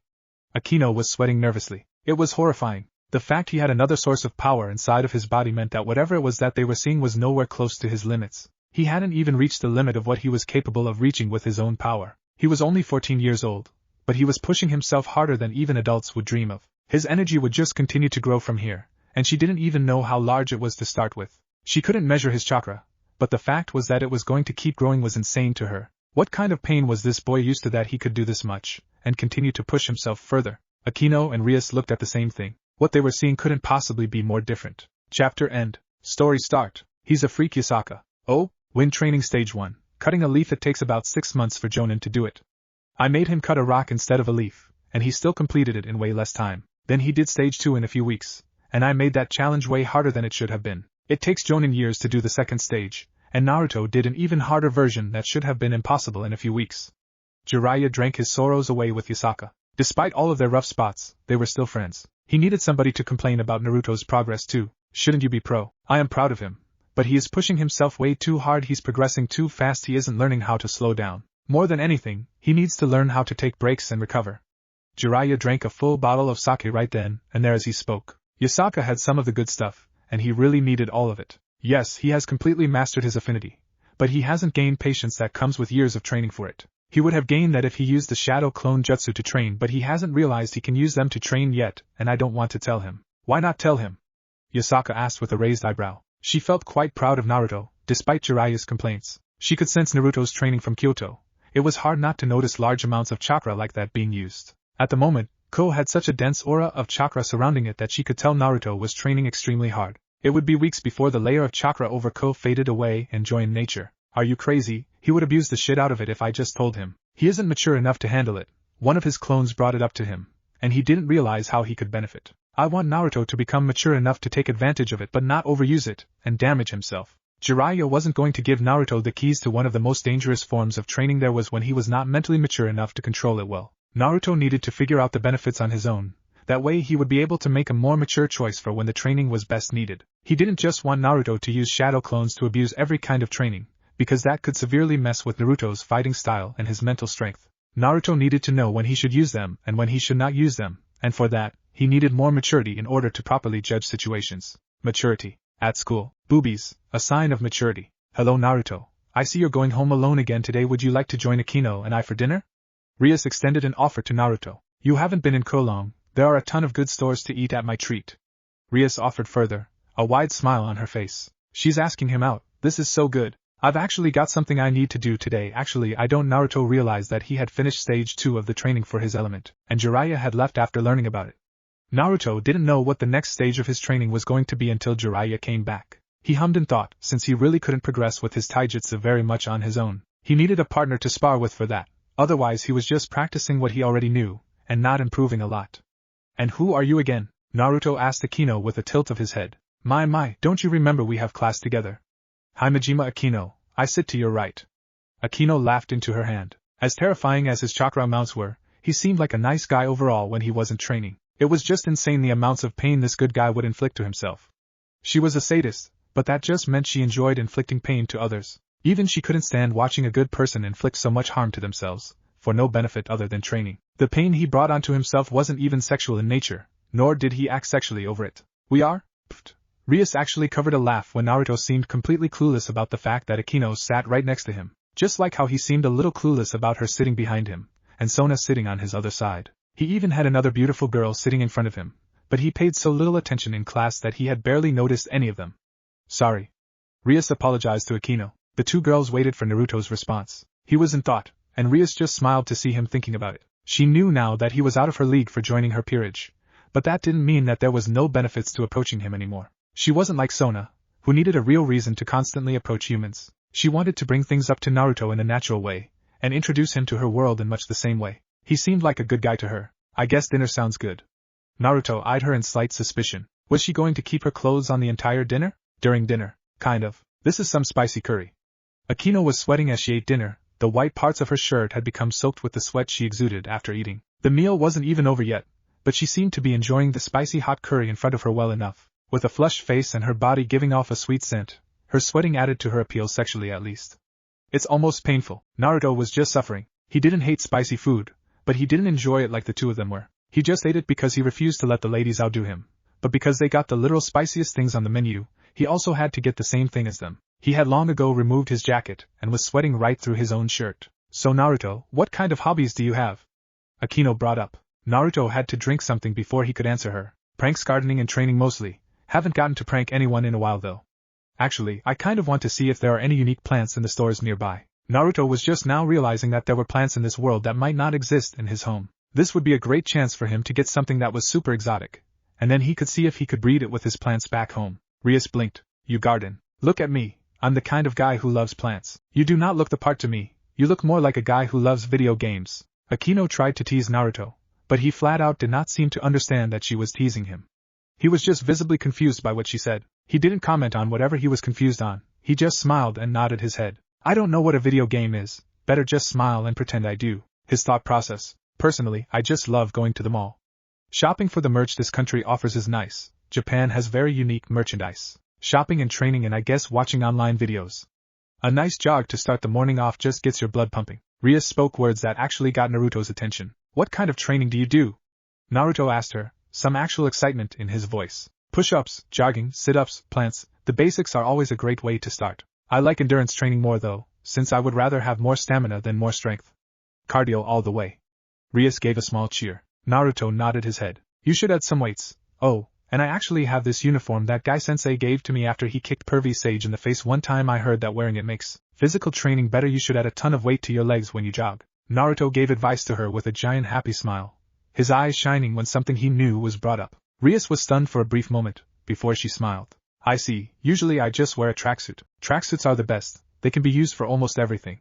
Before I started wearing this stupid thing, I wore them all the time. Comfortable, easy to move in, can keep you both cool and warm, obviously the best choice for clothes, and most of all they are durable. Naruto heard her say the words that he agreed with completely. I've actually been meaning to get a new tracksuit. I usually just wear a t-shirt and bloomers. I've got a custom-made one to fit my breasts better, so I understand how you feel. Nothing gets you in the mood to move more than a tracksuit. Rias completely agreed with Naruto. She always wore her red and white tracksuit whenever she trained her peerage, and when she did her own light conditioning. She smiled when she saw Naruto was smiling at her wide enough she could practically count his teeth. See, you have super big. Your school uniform looks nice, but it doesn't support them at all. Tracksuits are capable of support and comfort, and the fact it gets you in the mood to be active just sets the mood for training. Naruto made a curving motion in front of his chest. I like how well they breathe personally. They aren't tight to your body. Let's everything breathe. Naruto pulled at his tighter clothes. You know, they say a good-looking person can make anything look good. Tracksuits don't only serve a function, but they really do allow you to do your best. Yep, these dorks. Akino smiled and stayed silent, finishing her meal and listening to them go on and on. She just smiled, not even paying attention to what they were saying. They finished their own meals and just kept talking to each other. Settled, we need to go jogging after this meal. Eating spicy food then running is great for cardio. I agree. What now? Akino thought with her smile becoming strained, when she realized that she might be getting pulled into something. She didn't enjoy training, she just trained when Rias told her to train. She didn't have much of a desire to get stronger otherwise. This sounded like something that could impact her a lot in the future, but her smile never dropped from her face. I see, well I'll be waiting for you at home when you're done. Midnight, the air really feels nice. The spicy sweats were replaced by the jogging sweats as Rias had long since changed into her tracksuit, and Naruto was jogging next to her in his own new tracksuit. She gave him one of her older ones that fit him, and the two just ran side by side. Akino was behind them. She was wearing her gym uniform, and she wasn't keeping up with them anymore. Rias was a natural-born devil with a superior body and stamina to even her own queen, in most areas. Rias was also more of a training nut than nearly everyone in her peerage was, though she kept her training down to the basics and never pushed herself to the breaking point. Yeah, it does. Naruto wasn't sweating at all, but he enjoyed the training that jogging was anyway. Keeping pace with Rias wasn't enough for him to break a sweat. There is a park nearby with a fountain. I go jogging by there before bed a lot. Akino, do you want to ride my back on the way there, and then you can ride Rias back on the way back if you're still tired? I'm fine. That's a great idea. Rias agreed with Naruto. These two are genuinely bonding and I hate it we've been jogging for hours. Akino hated this now, but the smile didn't leave her face. She hated it, but she still kind of liked the burning in her body.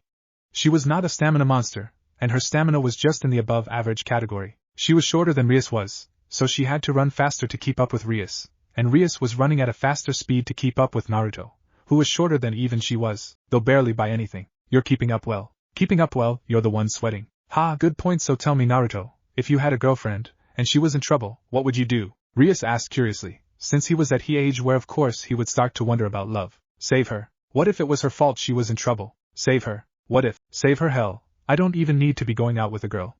If one of my friends is in danger, I'm going to save them. Nothing will stop me. What about you? Naruto asked her, and her cheeks had been turning slightly pink from the way he spoke. He didn't notice it though, and Rias herself didn't really notice it. She had to put some thought into it. I mean, do my best to save them and then scold them if it was their fault. Still, that was a great answer. First one to jump into the fountain gets to ask the loser to do something. Rias pointed to the fountain that was just now coming into view. Deal. Akino, I choose you. Rias pointed at Naruto as she burst into nearly her full speed. While Naruto was tackled to the ground by Akino in the second that he had to think about the race. Rias had a large lead already, but Naruto just picked Akino up and ran to catch up with Rias. Naruto tossed Akino forward as he jumped into the water right as Rias jumped. The two of them splashed into the water at the same time. I guess I won. Akino stood up in the water first, since Naruto had thrown her into the water before he landed. Naruto's jaw dropped when he realized he should have tossed Akino off of him before he jumped. Guess Akino gets to make a request. I give my request to Rias. No, fair. It seems pretty fair to me. Don't worry, my request won't be hard for you. From now on, I just want to walk to school with you. Rias stated her order with a smile on her face. Naruto tilted his head for a moment, thinking about it. Sure, I guess I thought you were going to ask me to strip. You can if you want. We are in the water at night. Nobody will see us except for each other. Then sure, I'll walk to school with you in the morning. Doesn't seem too hard. Naruto grinned at Rias, while Akino got out of the water and started to dry herself off. She felt like a third wheel in a tender moment. A smooth grin came over Akino's face when she noticed the chemistry at work. So Pervy Tomato. Rias guessed that was a nickname for her, and she ran a hand through her wet hair. Akino choked back laughter when she heard the sound of that nickname. You and Pervy. Rias knew that was Akino's nickname, and she struggled to choke down her own laughter. Akino just puffed out her pervy in pride. Seem really close. Are you half-sisters or something? Naruto asked them curiously. Rias smiled. Well, yes, you could say we're sisters. I'm the better sister. Akino stated plainly with her eyes closed, a smile on her face. Naruto smiled with his eyes closed as well. Rias blinked. More like, does Naruto have Himejima blood? The way he smiles is eerily similar to how she smiles. Akino closes her eyes for a lot of her expressions, and I'm noticing her does the same thing. Rias thought for a brief moment. The way that Naruto seemed to have a similar masochistic nature to Akino, hurting himself with his training, and the way his nickname seemed a little sadistic, gave her a similar feeling to Akino. She said nothing out loud though. You seem like the worst one to me. I mean, you're a cheater tackling me to the ground so that Pervy Tomato could win. Why tomato? Because when you were eating that super spicy food, you're turned red like tomatoes. Naruto said, getting an awkward blink from Rias, her hand going through her hair again. Not because of my head hair. Your hair isn't tomato red, it's blood red, but you have big, and they flushed when you ate spicy food, so Pervy Tomato, and she just gives off a really pervy aura. So she's pervy. Naruto pointed to Akino with a deadpan expression. Also, you both kind of seem like perverts to me, because I woke up to see you naked next to me.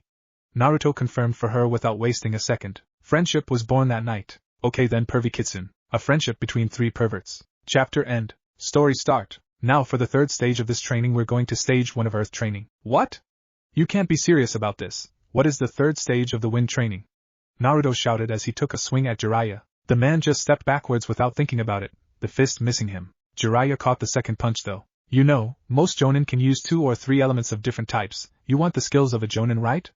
Jiraiya stated as he scratched his cheek, shrugging. I guess you don't want to master one of Kakashi's techniques. Oh well, Jiraiya stated, and he saw that he had Naruto hooked. Naruto stared at him with narrowed eyes. Explain it, Perv. Earth style is great for defense, only weak to lightning. Kakashi can use the mud wall to surprising effect. He's made the technique his own. Jiraiya went through some hand signs, and then he ended on the snake sign, before between the two of them, a large wall of rock shot out of the ground. It's a rock wall. It's a chakra-enhanced rock wall. It is stronger than just earth. I mean, if you don't want to learn to use earth style and fire style like Kakashi, on the way from school later, why are you carrying mud?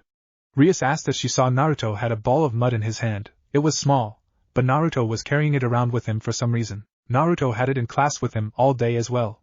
He had spent most of his time focused on the mud, but she was surprised that it had never dried or hardened throughout the entire class. It must be training. She had no idea what kind of training it was, but it had to be something important if he was so focused on the mud. Huh! He was barely paying attention to her. Never mind, so I have a fun idea, let's play a game to get to know each other more. My parents have red and brown hair, but I have red hair. How about you? Rias asked Naruto with a smile, gesturing to her pride and joy. Her hair, blonde and well, not sure, but one of them had to be blonde, I guess. Naruto stated without much thought to it, having never put much brain power into the appearance of his parents before. He had to look like them though, so at the very least one of them had blonde hair like him. Rias instantly looked awkward when she realized that Naruto didn't know either of his parents. That statement alone meant her question might have been annoying to him. It was a sigh of relief when he didn't seem even slightly offended by her question. My best friend has black hair, enjoys hurting his enemies, and has a fetish for lightning. Your best friend is Akino? Rias asked, slightly annoyed that he considered Akino a better friend than her. No, I'm talking about a boy. Oh right, you said his, I thought you were talking about Akino. This game to learn about each other isn't that fun. I think we're going to give a lot of similar answers. Maybe we should put our heads together to make a fun game, Naruto. Rias asked with some confusion as she looked at Naruto.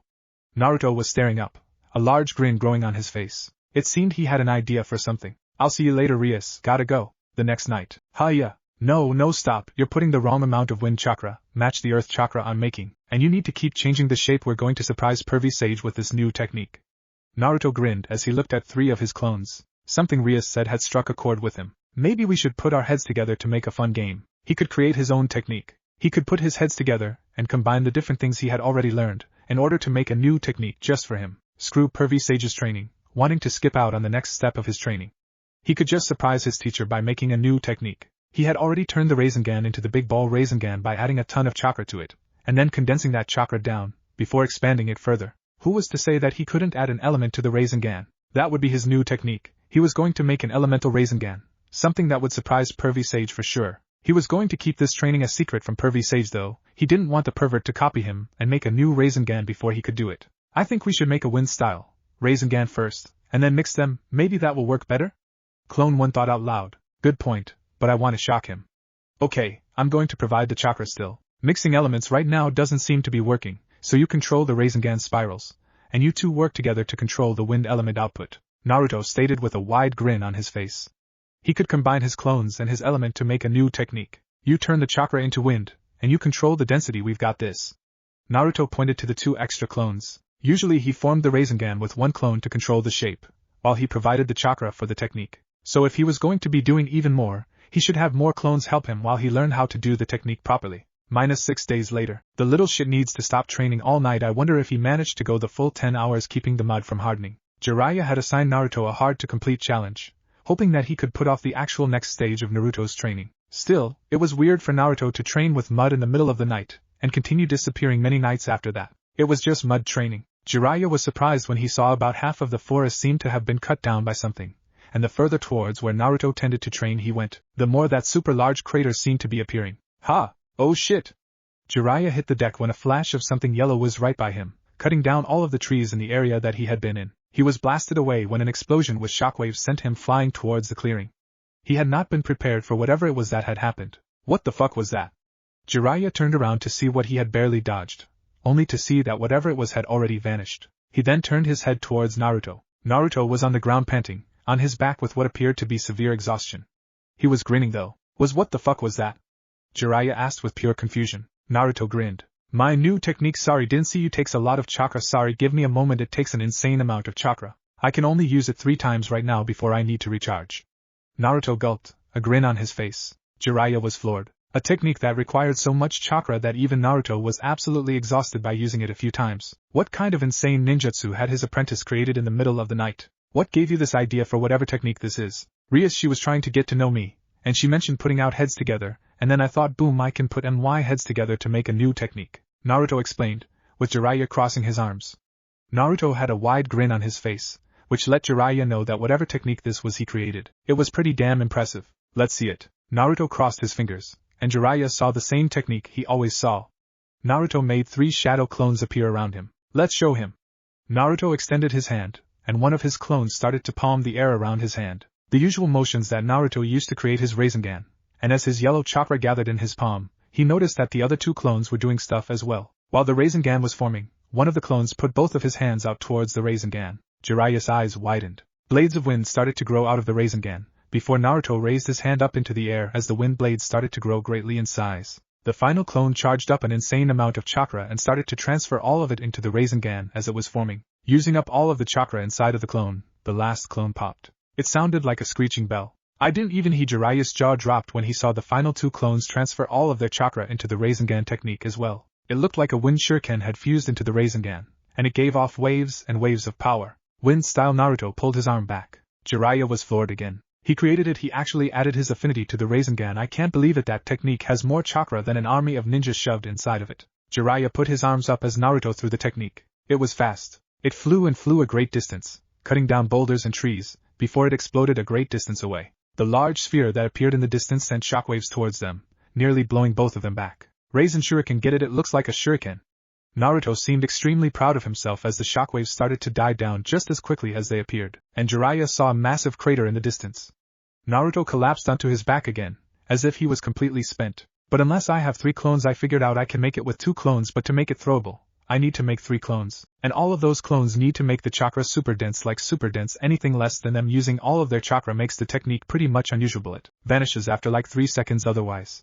Naruto had been practicing all night to impress his teacher. Jiraiya was just unable to speak. Naruto had done it, in a way that only he could do it. It took insane amounts of chakra, and insane amounts of skill with shadow clones to pull that off. He was sure that even if he or Kakashi tried to do what Naruto just did, the 2 of them wouldn't be able to do it. Your arm. Naruto's arm was twitching. Oh, the chakra is really dense. Holding all of that chakra kind of hurts me too. It's fine though, these burns go away. Naruto's right arm was covered in burns that went deep enough that his arm was actually bleeding. Half of the skin had been burned off by the sheer chakra density of the technique. It takes a ton of chakra, and I don't think my body is strong enough to use it without hurting myself right now, and it hurts me even more when I don't throw it, Naruto explained as he fleshed his arm. A weird stinging pain went through his arm when he switched to 2 clones instead of 3, but when he made the technique so dense that it burned his arm, the stinging pain in his arm did not happen. He was pretty sure that throwing the technique actually did less damage to his body than not throwing it. He just felt it in his gut. Jiraiya just looked back towards the crater. I never told him what the last step was, but he created his own technique. He was so pissed that I switched elements on him, that he just said screw it, and made his own technique, this little bastard. Jiraiya started to smile as he looked at Naruto laughing on his back. An overwhelming feeling of pride. Naruto sighed before he stood back up. But it's only half complete. What the what? Jiraiya asked as he looked towards the massive crater. That deadly-ass technique was half complete? Right now, it takes too long for me to make. It takes me 10 seconds to make the Rasen Shuriken, and I can only use it 3 times before I have to recharge, and it hurts me to use it. Realistically, I can use it twice in a fight and still have enough chakra to keep fighting, and I can only throw it in a straight line, and I want to add another element to it. I actually wanted to add earth and wind to it, but it didn't work. Naruto lamented his failures at adding multiple elements to his technique. I'm not strong enough to use it right now in battle, but Naruto stared at Jiraiya with a grin. A Rasengan appeared above his hand, and he showed his grin was growing in size. Jiraiya's smile of pride returned when he saw Naruto use the Rasengan with one hand. Handling that much chakra, commanding all of that has helped me understand how to make the Rasengan with one hand. I'm going to surpass you one day, pervy sage. Naruto couldn't make the big ball Rasengan with one hand yet, but he was another step closer to getting stronger. Even if he made a technique that he couldn't use at the moment in battle, he was taking steps in the right direction. Jiraiya had to wipe some tears out of his eyes. Minato, your boy is an absolute idiot. Jiraiya spoke the second half of his thoughts out loud, before bellowing out a laughter. Only you, Naruto, only you would create a technique that requires so much chakra only you can use, and then not be able to use the technique before your body can handle it. You created something so amazing, but you can't even use it. Jiraiya had to laugh at how insane it was. Minato, himself, and Kakashi had all tried to combine the Rasengan with their elements before Naruto, but none of them had ever succeeded. Minato was the inventor of the Rasengan and couldn't do it. He himself could not do it even after using the Rasengan for almost 17 years now, and even Kakashi couldn't use the Rasengan with an element in 17 years. Naruto had accidentally stumbled into a technique that those before him could never dream of doing, and he didn't even know how amazing it was. Come on, you can skip school today, we're getting you some ramen. Yes. Still, even if he created a technique that he couldn't use, he still wanted to reward Naruto for his accomplishment. Chapter end. What if Naruto Kyuubi in high school DxD? And thanks for watching my video till the end. If you enjoyed this content, then do consider subscribing to my channel, and leave a like if you guys need the next part. Comment down, and thanks for watching the video, and see you guys in the next video.